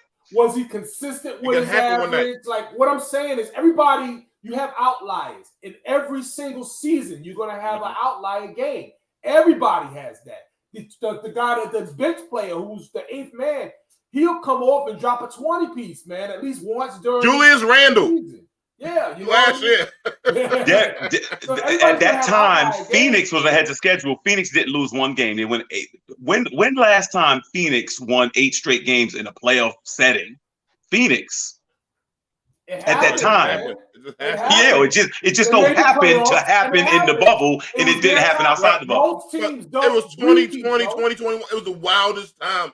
Everything was weird. Most teams don't repeat, man. Everything But it was got weird and it got better, D. It got better. You're telling me when we were watching these games in the bubble. Now, I remember watching certain games, and I'll be honest with you, to me, it didn't look like a game. It looked like it was practice because it was so quiet in the arena. You know what I'm saying? There was nobody there. You know, you're blowing a horn and ain't nobody in the room. It's like, wait a to me, minute, it didn't look right. Rodney, practice? We talking about practice. We're not talking about the game. We talking about practice. All right. We can indeed agree to disagree. I think y'all made some very, very good points. But it's one of those things where people look at it differently. Some people think that ring has an asterisk behind it. Now, LeBron James will have been on the Lakers for 4 years. His best year happened to be the bubble. Every other year, he either got hurt. 1 year didn't make the playoffs. 1 year got bounced last year in early rounds. So it does look like. So he made the playoffs 2 years out of 4. Listen, they can say that any sport when a person gets he didn't make the playoffs 2 years out of 4. How many say this is his 4th season, right? All right, first year got hurt. They missed the playoffs, right? Right. Second year they got eliminated in the first round. This year they're not gonna make it. He made the playoffs. They may make the play in. Made it once. They may make the play in this year. They lost to the Pelicans. They're gonna get knocked out. Yeah, well. They're gonna get knocked out. I mean, but in sports, you can put an asterisk. You know this? Y'all just don't want to recognize that Michael Jordan is better than LeBron, and that's just what it is. I know y'all don't want to say. No, I'm not saying that. I'm not saying that. I'm not saying that. I just think that what you're saying is kind of off tilt, though, to me. Like, you know, like with the bubble thing, I think that was hard. We ain't never seen nothing like that before. Yeah, I think it's hard. The thing with the comparison to Michael Jordan and LeBron, right? I look at it like this. First of all, it's totally 2 different eras, right? Facts on that. And the thing is, too, Michael Jordan won those championships with one team with mostly the same cast, right? Yep. LeBron went around to different teams and won these championships. Which is very hard to do. Which is very hard to do. So the thing is, like, there's a lot of, it's not fair to me. Y'all look at that as a positive to go to the different teams? I think it's harder. I think it's harder. But you got to. It's culture of teams. Everything is different, man. The culture of a team every time. Yeah, correct. Everything.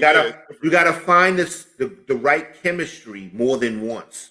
You know what I'm saying? Not saying Michael Jordan didn't do that, but he basically had the same, at least 3 or 4 of the same people all the time playing when he won those championships.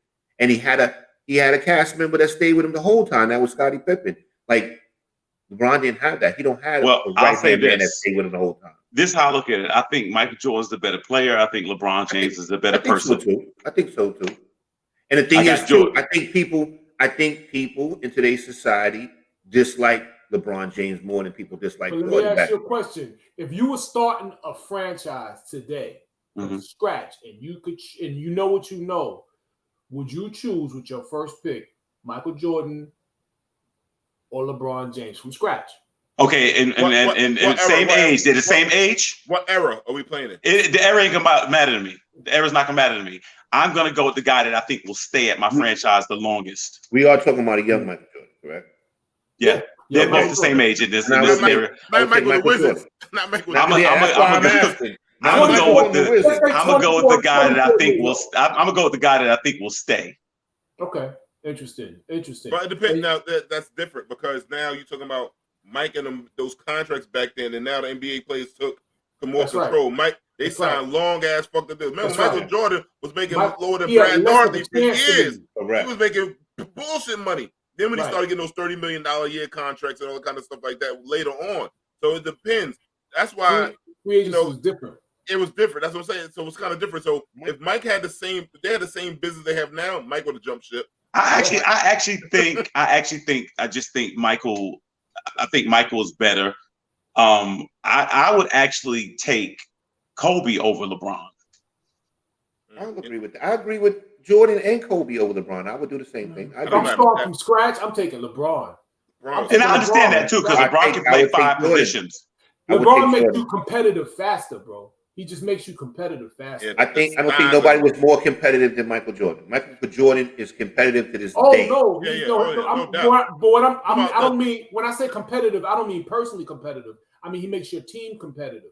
You build. I know you're saying he gets you there, he gets but you to the playoffs faster. LeBron gets you to the playoffs faster. I feel like. I mean, and we're arguing 1 and 1A anyway. It's just, you know, I just happen to. I actually liked Jordan's game better because to me Jordan was a better scorer, and I think Jordan was more clutch. I think LeBron is a better passer. LeBron is a better rebounder. But Michael Jordan to me is definitely a better scorer. And you know, obviously they didn't have the 3 ball then like they do now. But you know, but you talk about they're both on the Mount Rushmore. I just got Jordan as that undefeated in the finals holds a lot of weight to me. A lot of weight.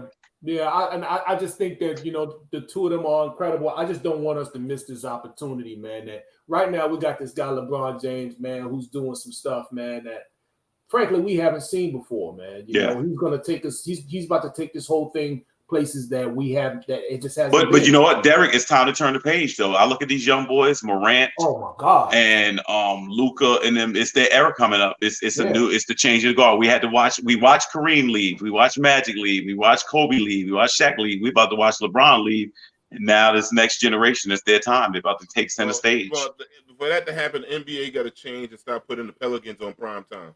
That's because your man Zion. That's because your man Zion, who played 2 games more than I did. Yeah, they got to focus. John Morant it could be the face. I don't know if he has the look. I'm just saying the little dreads just like that. I'm just saying the long locks. It's a little different thing when you look at marketing. I don't know if that's gonna be for him. And that he's in the small. Even though LeBron was in Cleveland, but LeBron had the height. John since high school. Morant doesn't have the height, and he plays in Memphis. Yeah. If he would have been one more pick, he'd have been in New York. He's a whole different player. He's a god. He's in Memphis. Well, it depends. He may be a scrub now. It's just when you walk in that building, he just become a scrub. Let me go to the next one. We got NASCAR has its first four black owners in the Daytona. Oh, my damn phone went black. I'm sorry. NASCAR has 4 black owners for the Daytona 500 race. Nice. Charlotte, 4 joints. 4. So what's we gaining on you, boy. We gaining on you. Michael Jordan, Brad Daugherty, Mayweather, and what's up? And I can't remember the other guy, but I don't think Brad Daugherty counts as being black. Oh, come on, Rod. Come on, he's supposed to be on your team, Rodney. Look at y'all. See how y'all do? See how y'all teach your own? I'll say this. I read the story, and what I'm gonna say is gonna sound foul. It's gonna sound foul, and I know what you wondering. How can I sound foul with this? And I don't mean anything foul by it. No disrespect. The reality of it is, as I was reading the story, it is really, really a good story to see that people are taking interest. Emmitt Smith is the other person I believe that is also getting a team. I mean, literally everything from top to bottom is going to be his people. No, they said it's John Cohen. Yeah, but the part of that same article says Emmitt Smith is getting into it where he's actually going to he's the driver, the car, the everything is going to be, so he's one of these owners coming up as well. What I realized is I watched an interview with a guy that I've always had like mixed emotions about, named Dash. And he was making a point where he was like, this idea of just always asking to be at someone's table, he was like, I just break the table and bring my own. I just wonder sometimes as we make these strides to get into some of these industries, is it possible? Is it plausible? Is it viable to actually just start some of your own stuff? Some of these groups, it's almost like you have to jump hoops to get in. It's almost like they don't want you in the group. They don't want you in that club. Do these guys have enough wherewithal to say that? That's why I indeed could speak on this. You look at the Negro Leagues or something like that. It's something amazing about your own, just owning it. And it's funny how whatever we get involved in, it becomes hot. It becomes the thing. But we always got to take that thing to someone else's court. Can we ever just own the court and put our own ball in our own court? What if Jordan, what if Emmett, what if, Daugherty, what if all of them got some other guys together in their financial bracket and did their own things? No. Am I looking at it foul, or should I just be more thankful that these 4 people got to be into this group of however many race car drivers there are. Kelvin, you read my mind, man. I'm telling you, I say this all the time, and I wonder, when is that day ever going to occur? I mean, NASCAR, we might need to wait a little while. You know what I mean? But it don't have to be NASCAR. It could be just your cars that you just, you know what I'm saying? What about the NBA? You know what I'm saying? Like, just look at that just alone. Why is there, why aren't there more black-owned, franchises? Derek, do you remember when they locked the team out? And I think it was going into the 98 season. They had a lockout. They played a 50-game season. Matter of fact, it was the year that Sprewell and them went. It was the 99 season when Sprewell and them went to the finals. Yeah. Do you remember what the players did when they was locked out? They went and rented the New Jersey, the Trump Convention Center in Jersey, and had exhibition games.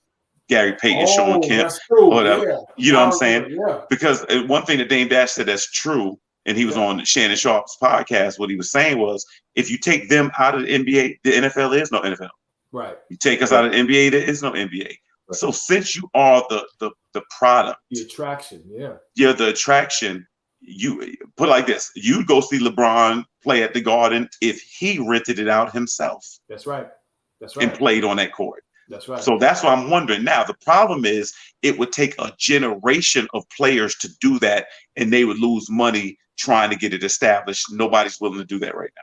No, you just answered your question. You know what I mean? It's about assuming risk, and why would you assume the risk when you're so well paid to just show up? You know what I mean? And do a job, So yeah, I mean, I was really high on the Big Three League and all of that. You know what I mean? I think that was a great step in the. Is it coming back? I'm not really certain. Is it? Yeah. Okay. So I mean, I wasn't really. Yeah, but I thought that was a great step in the right direction. It is. And let's keep that going at least. You know what I mean? What you about to say, Rod? Rod was about to say something. No, I was going to actually bring up the same thing that Derek just said about the Big Three. The thing is, does Ice Cube completely own the Big Three? I don't think so. I don't think he has investors. I know he has investors. But no, the thing is, it's okay to have investors, but do you own the majority shares? I hope he does, because to me it was presented like that. Well, so the thing is, sometimes people use you to be the face of something. Well, technically, look at the NBA. The NBA isn't owned by a single person. It's actually a nonprofit organization, to be honest with you. All right. But the owners, are all right. So you can own the franchise. You know what I mean? I'm sure it's the same way in Big Three. Yeah. That's where the power is, owning the franchise. Yeah. I remember one time, me, D, Chicken Wing, and D's lady, we went out to dinner one day, right? And we were having this conversation. I don't know if D remembers it, when we said, listen, if we hit the lottery or whatever, what would we get together and do? And I said, well, the problem with us sometimes, I wasn't specifically speaking about the four of us, I was talking about us as people. If we were to hit the lottery for $6 million, right? Everybody would take their million and go separate ways. That's the problem with us. We don't combine money to build things. If each one of us had $2 million right now, and I say, hey, listen, I'm willing to take $1 million, keep $1 million for myself and $1 million, we all kick in a piece, and let's go build this or let's go do this. That's going to be hard because now we're all in positions that we've never been before, and we all want to be our own bosses now. That's the problem with us because it's newfound wealth. So you want to go off and do your thing. Derek might say, nah, I'm not messing with y'all. I'm going to go this. Kelvin says, well, I'm not going to do that. I'm going to go do this. D say, I'm going to go do. So now guess what? $4 million just became zero. Right. And I think that's the biggest problem with us. Everybody had I think I saw a thing on Boyce Walker's page. He said, look at all these rappers in here. There's billions of dollars in this room, but nobody's combining to do anything that's going to enrich us because everybody's doing themselves. And that's how I see it. I think that's what the problem is. Yep. But because I think part of that is we assess value by what other people can have. So it doesn't behoove me to let everybody on the screen have a Bentley because then it makes me feel mine is less valued. I think that's how we look at it. That's the problem. You see what I'm saying? Yeah. The other thing is we're not standing under one flag. We're not standing under a language. We're not standing under a culture. That's why people always talk about part of the culture. And I always ask, what is the culture? People like, that's hip hop culture. Hip hop culture, the same hip hop we don't own. So yeah. I think we're always too quick to enrich someone else before ourselves. We're great at making other people rich. Great at other people making people rich. And, and we're constantly being used to make other people rich. Mm-hmm. No question. But next time, one day I will talk about Jackie Robinson destroyed the Negro League. I don't know if I ever said that before, but black people get upset with me, so I make my point. Are you saying because of the Negro League, because of Jackie Robinson, the league was destroyed, or you think he personally did it, or because of him coming up, it destroyed it? No, because what he did by going to the yeah, and that's why it was probably offered to him. Yeah, it destroyed it destroyed a whole bunch of shit. But that's a whole nother subject. I want to move on. That Jamie already put something. Jamie, Derek Lewis, man, he holds no filter. Jamie, can you please play the video because I got to see what you're talking about on this one. Derek, why'd you take your pants off? My balls was hot. I understand. You're holding your body. How badly were you hurt to the body in the first round? I just got to do number 2. That's all. It's not really hurting from the kick, but I just got a boo-boo. You came into this fight the number 2 contender with that knockout. You're absolutely one of the top guys in line for a shot at the title next. So tell us what you think about that. I need to sit my black ass down and do some more cardio. What you talking about right now? In Canada, man, I love y'all guys, man. Hey.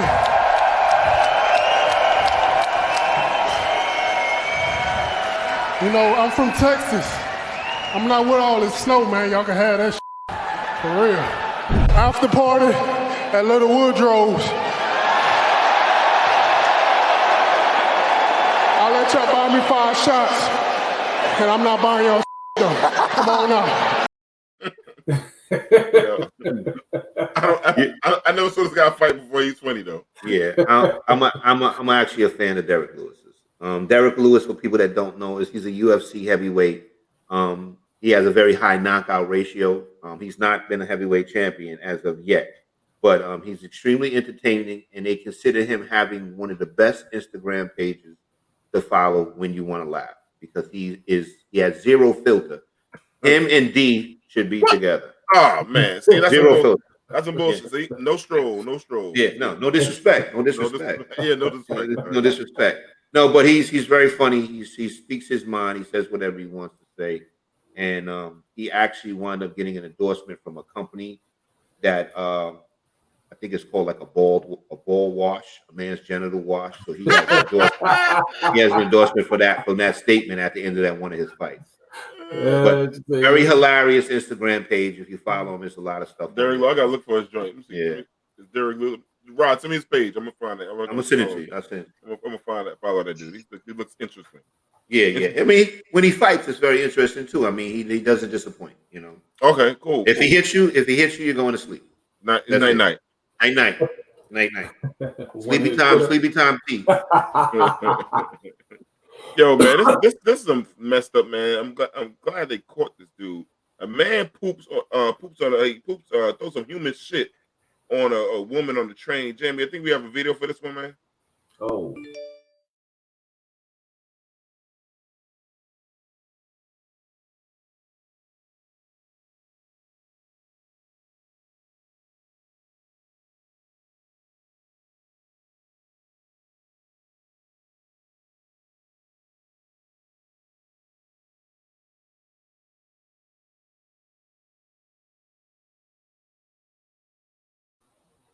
First thing I noticed, this is the Bronx.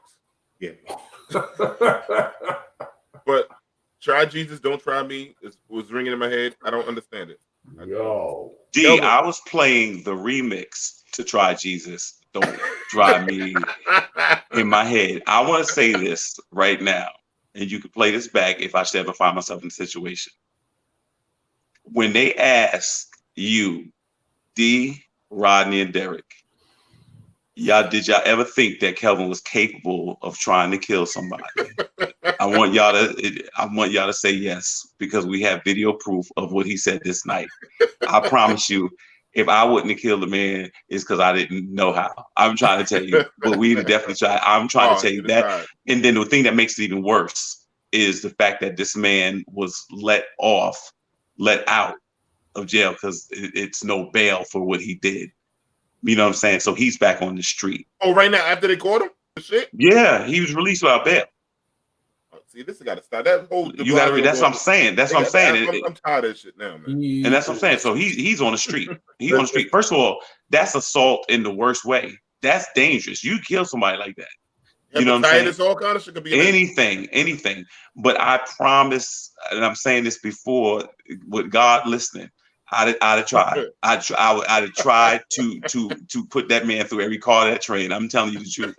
I'm telling you the truth. Every time he used the bathroom after that, he think of me. I'm telling you, because I would have tried. I'm telling you the truth.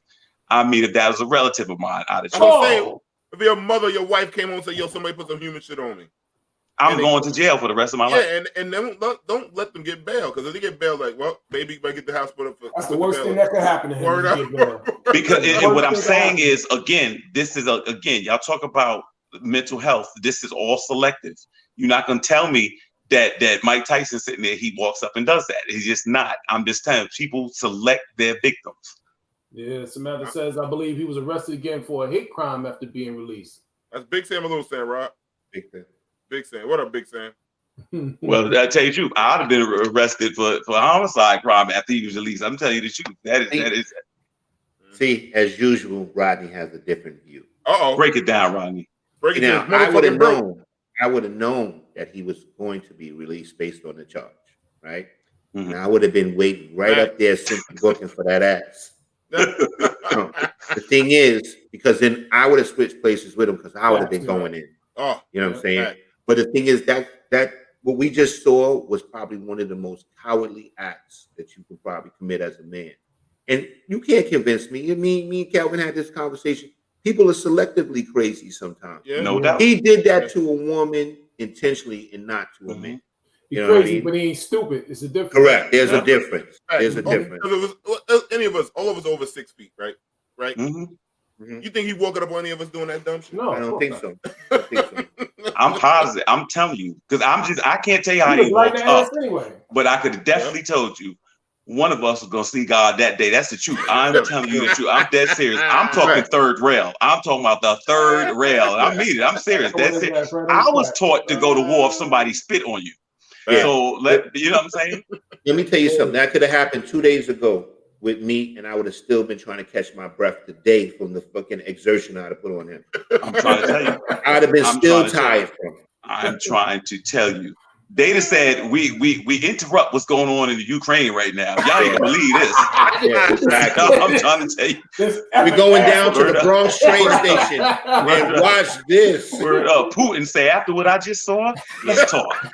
You know what? Because they might send him over. They might send one of them over there. That's funny, man. That's funny. That shit made me cry. That's funny. Oh, what we got here? What we got next here?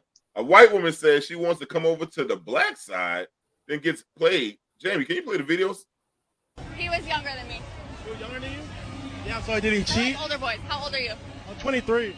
I'm 23 too. Was he white? Yeah. You trying to come over to the black side? Yes. Okay. You single, right? Yeah, I am. You think I'm attractive? Of course you are. Okay. Tyler, Dante. I'm go by DB God. So last question though. Okay. Can I get a kiss? Just a peck? Yeah, quick, man. Yeah. Psych! I lied! These lips are mine! Thank God. Thank God. Woof. I thought another one and bit the dust. Okay? The Dr. Umar part is hilarious. That's hilarious. Oh my God, man. But listen, man. Listen, they want our lips, they want our skin, they want our. I was gonna say something. I'm not gonna get a stroll. Get the scroll tonight. Nope, Yeah, you right there on the border, dude. I'm going 2 weeks. You right there. You remember the All-Star game when Steph was trying to break that record with the threes this last game? You trying, D. You trying. Nope. I will not let the devil use me. Yeah. Just remember, D. Remember your no disrespect, and remember your allegedly. I don't believe he gone 2 weeks in a row. I don't believe it. I got right down no disrespect. No disrespect and allegedly. Because the over-under was supposed to be at the 10 o'clock mark. Yeah, I'm trying to help him. I'm trying to help him get through. That's what they said in Vegas. No. You don't use me. You don't use me. The devil not gonna use me. No, for Black History Month, I said I was gonna get the stroll, and then for Women's History Month, what Tiger say right there? They want our rhythm. They want our rhythm, but don't want our blood. Facts on that, Tiger. Facts on that. They don't want none of this smoke to come on. Very well said. The rest of that ninja gonna die. Open the other thing. Yeah, facts. I just can't imagine the human shit, bro. My neighbor, that human shit put on his car one day. And I was like, damn, that motherfucker must have something fucked up to somebody. In the way, but the way the dude walked off like nothing. But he kept going back to smear more on her though. Yeah, like he just mushed it and ran. And then he joked about it. I don't know if you know the comments. He joked about it.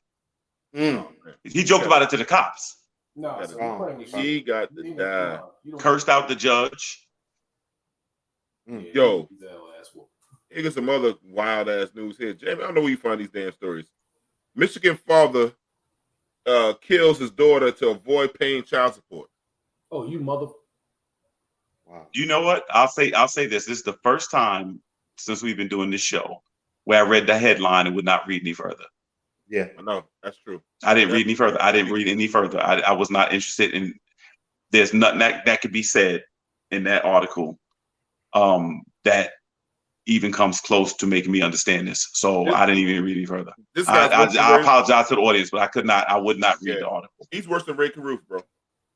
Yeah. Yeah. You know, I mean, like, what kind of human being can kill his own child? You only had to pay $167 a month. Over $167 a month. Now, let me say this. What I'm about to say is going to sound foul, okay? So this man turned like this after you met him and got in a relationship with him and had a kid with him. Oh, here we go. No. I'm saying, like, in other words, what I'm saying is, in other words, he went from good guy to complete otherworldly idiot over like not idiot. No, I don't have enough descriptive words that before I get the scroll or a lifetime scroll. What I'm saying is, what I'm saying is this: who is vetting these dudes? Who is having children with these dudes? And I really don't even want to hear all the they huffle. I'm not blaming nobody. I'm saying at the end of the day, who was this guy before this?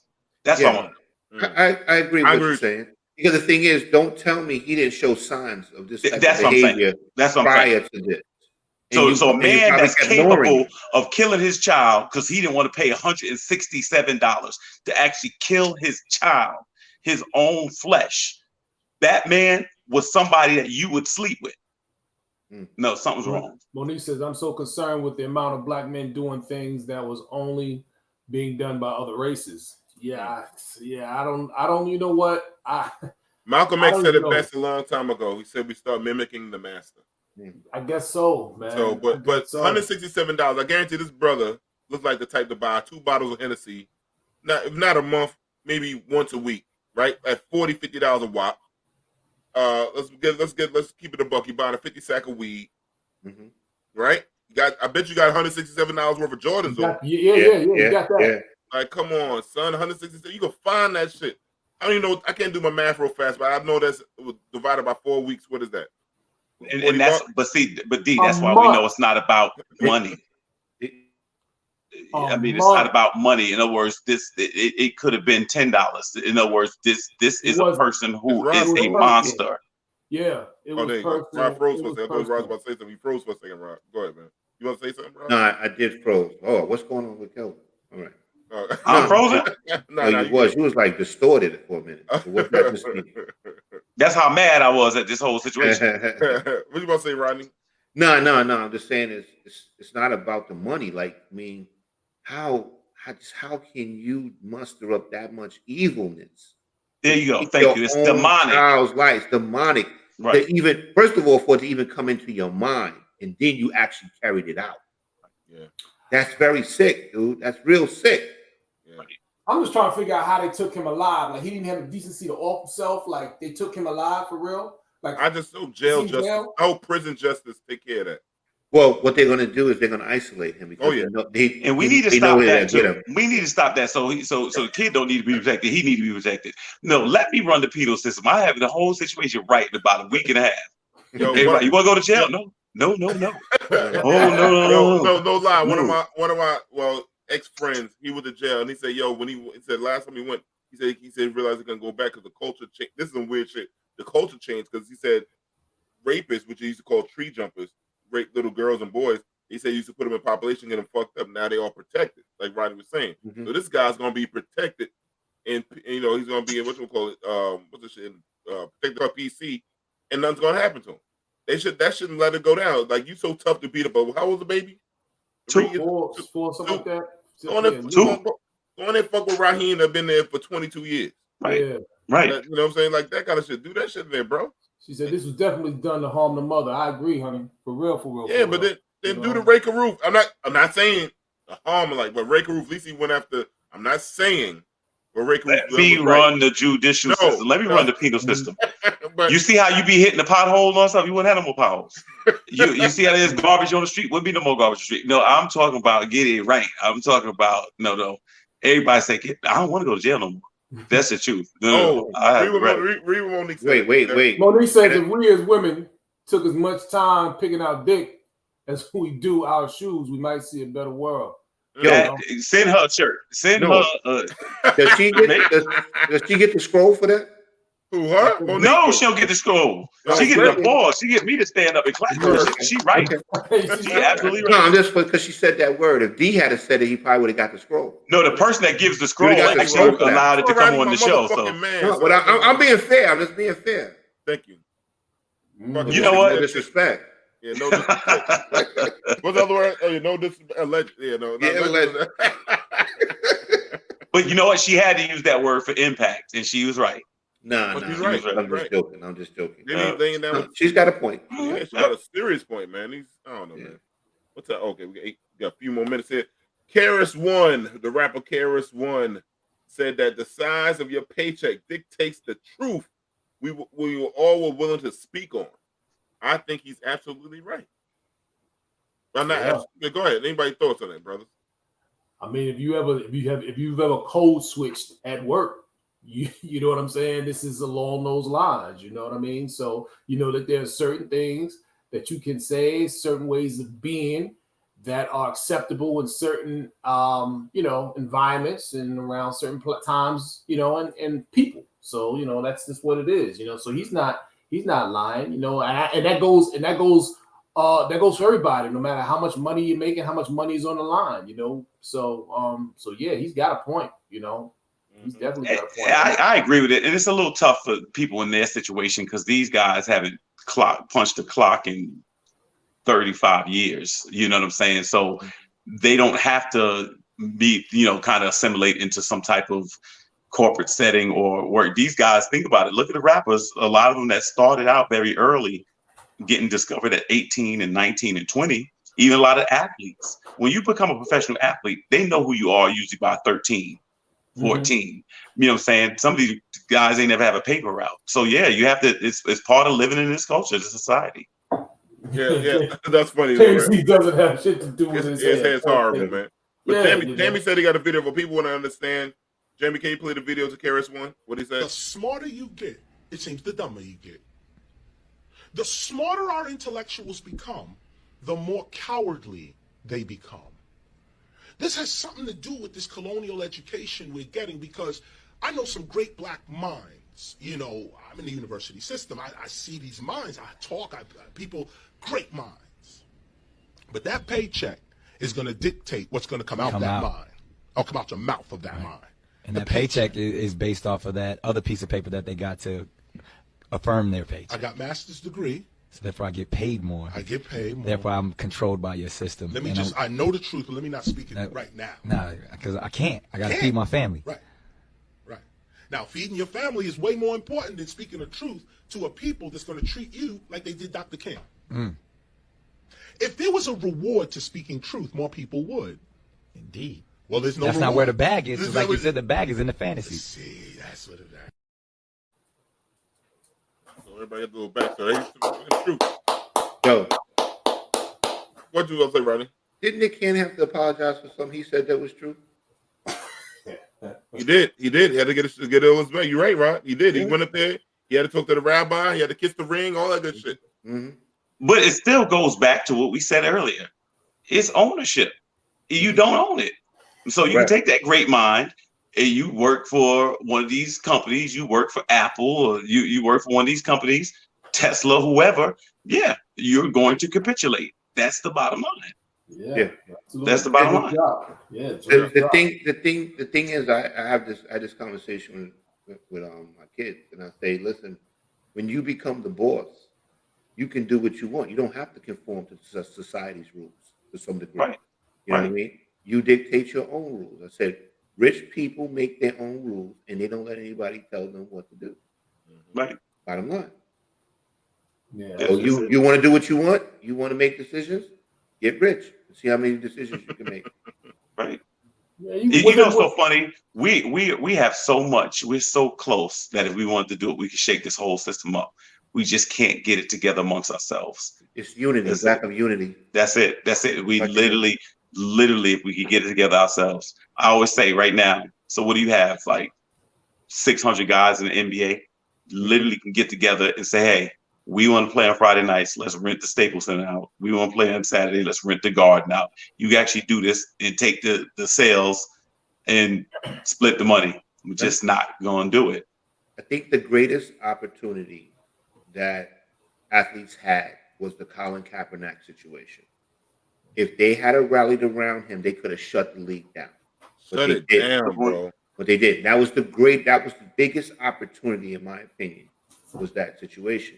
If they had rallied around him and the stars that had long contracts and making big money said, no, we're not going to play until he comes back, then that would have gave them a lot of power, but they wasn't. I agree. Do you know what I wish? I wish Kaepernick had Muhammad Ali's personality. Yeah, not his personality, his strength. No, but the personality. But in other words, he would have been right. If you would have had someone that could articulate what you just said, remember he never did that. Yeah. So in other words, he was peaceful with the knee, but also verbally he was peaceful. If you had somebody that actually could have come down and said whatever and articulated it and been able to lead it. He started the movement, but he couldn't lead it. And I think that hurt. He disappeared. Everybody spoke for him. Everybody spoke for him. Right. You heard everybody's voice but Caps. But the thing is, that still comes down to strength and courage. I agree. I agree. Yeah. I think it's a combination of both. Yeah. I agree. The thing is, I still say they should have rallied around him. It wasn't that he was violating any rules. It's basically they didn't want him believing in what he believed in. They didn't want that because they didn't want other people doing it as well. So the thing is, if everybody had got together and said, no, this is not cool, we're going to shut this down. And Rodney, I wish somebody could have just, and see, nobody says this. I wish somebody could have just said the truth. Yeah. The truth is, I don't look at the song like you look at it because I'm not treated like you're treated. Correct. So to me, it's not some type of spiritual song to me.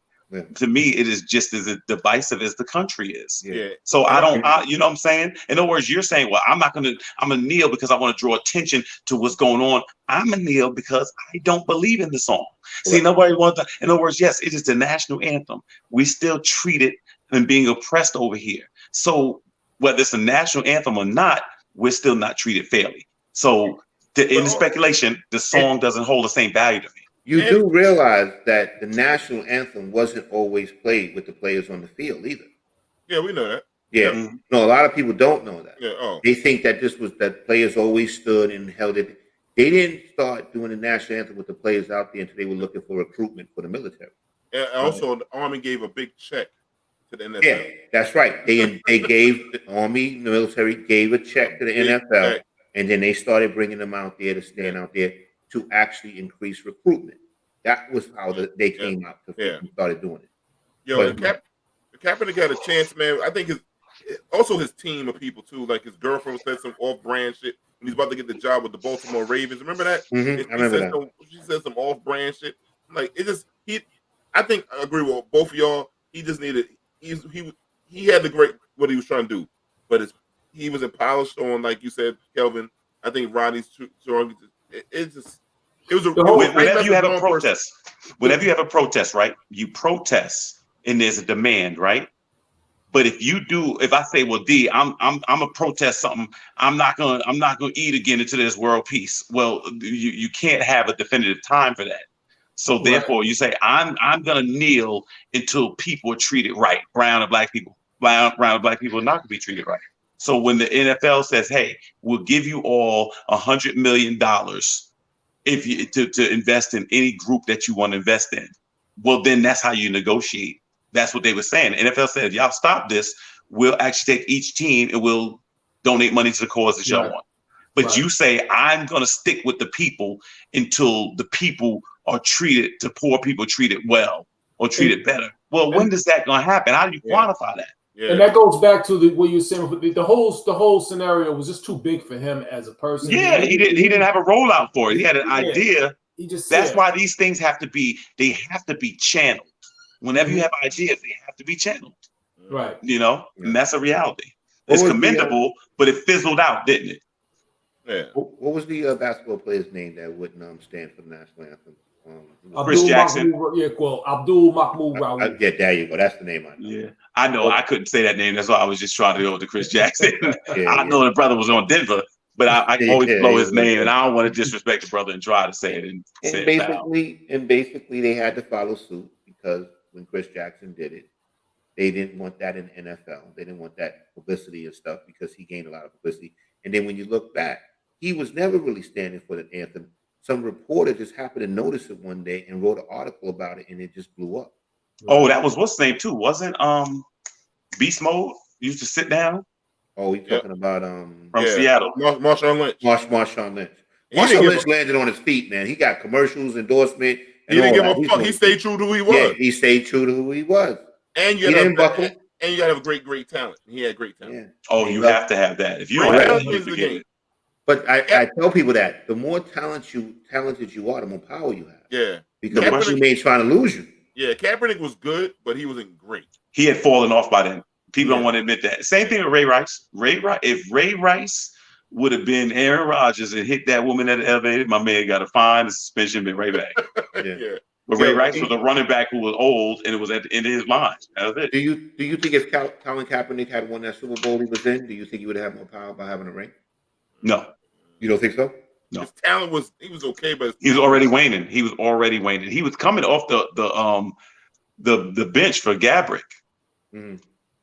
I remember that. And I don't know what happened to him after the Super Bowl. Well, he lost his coach. His coach went to Michigan, so I don't know. Yeah, it is what it is. But anyhow, let me ask you guys a question. If you could preview your relationship before, this for the women too, before your first date, would you do it? Jamie, can you play the video? I'm gonna give this credit to the Black Couple Revolution. Jamie, play this, please.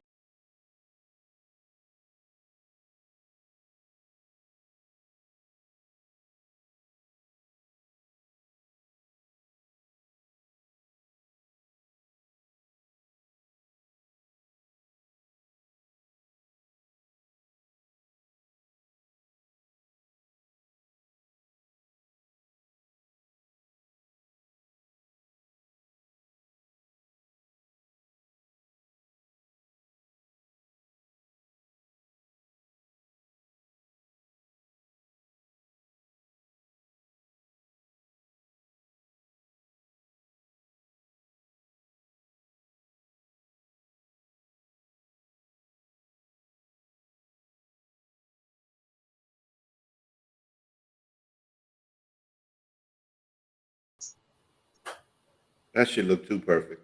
Too perfect. What is the concept here? Like, I didn't say preview. I think that part looked too perfect. I wish it would have been like a story, like you went on a date. It would have showed something different. I don't know. I would have did the video different. But beautiful couple. Beautiful couple if they really are a couple. You know, I always have my doubts about certain stuff. But the thing is, every man here knows that that's not realistic image. Fact. Everything is great. That's correct. Everything it's not always that's great. Instagram bullshit right there. To tell you the truth, the most successful relationships that's going to wind up being long term, you're going to have to go through some shit together. Facts. That's what's going to build your relationship. It's not always being on vacation. We work out together. We both got the perfect bodies and all that stuff like that. Because Father Tom is going to catch that ass at some point. Hell yeah. But I'm trying to get what. So the question is, if you could preview your relationship, would you get into it beforehand? Yeah, I mean, clearly, listen. I think that happens. You know, how did it end? You know what I mean? Are you divorced? Are you together still? You know, I mean, So in other words, if I can see the future, would I go forward? Would you have went on the first date? You know what I'm saying? Like, would you have gone on that first All right, date? so the woman that cheated on me, no, I wouldn't have. Yeah. I got some had some relationships in the past, long time ago, that I would never want to do them again. Right. They were freaking horrible. It just seems very rhetorical. That's why I was just curious. But I mean, those perfect images. I mean, like, we all know as older men now that those are not realistic. That's not realistic. Not realistic. Nah. Every day ain't no fucking drinks with salt around the glass every day. And shit. I looked at it like that. Every day. That shit ain't happening. We know that shit ain't happening. Every day we work out and the sun is perfect. Yeah. Fuck out of here. You got that pothole. It looks like it's all vacation stuff. So that's cool though. It's just whatever. Someone waking up with that bonnet. Where's that video at, right? Where's the bonnet video at? I don't think those images are good for couples. I really don't. Because it gives men and women this false perception of how their relationship is. It's not realistic. It's not realistic at all. Because I mean, I don't think I've had a 6-pack since I was 19 years old. But I think it's like get one again. It's like anything else, though. I mean, if you know then what you know now, of course you approach things differently. You know what I'm saying? You could if you could avoid all potholes in life or traffic jams, you would. Yeah. But you can't. That's part of life. That's what it is. So you got to kind of take that plunge to know. You know what I'm saying? There's a vulnerability in not knowing. Facts, Monique. Monique says sometimes you have to have a bad relationship to cherish the one you have. That's why I talk to my wife. I call my wife's ex-husband my homeboy. That's my man. Stop talking about him. You know what I mean? He's doing my job easy. You know what I mean? That's my man. Yo, you can't go wrong after him, right? Low hanging fruit right there. Now Derek grabbing at the air. Thinking he's right here. Derek grabbing these shit. No, but I agree with Monique. You have to have some bad relationships to actually shape you as well, Monique. Make you a better person because you come out of it. You should come out of it better. It's all about perspective. Correct. It helps you to learn how you want to be treated and how to treat other people as well. You know what I'm saying? Right. Every bad relationship, I definitely felt I walked away from it as a better person. But the good thing is you didn't know it was bad from the gate. Some people. Oh, I knew that shit was bad. That's why I got out of it. Some people like I knew it killed 4 people, but I just thought he changed. I mean, at the end of the day, Yeah. Fellas, man, past our time, man. This was another great show, man. We'll catch everyone next week. Thanks for following us, showing us love. Please like and subscribe. Tell a friend about the brothers, and let's chop it up. Peace, and peace.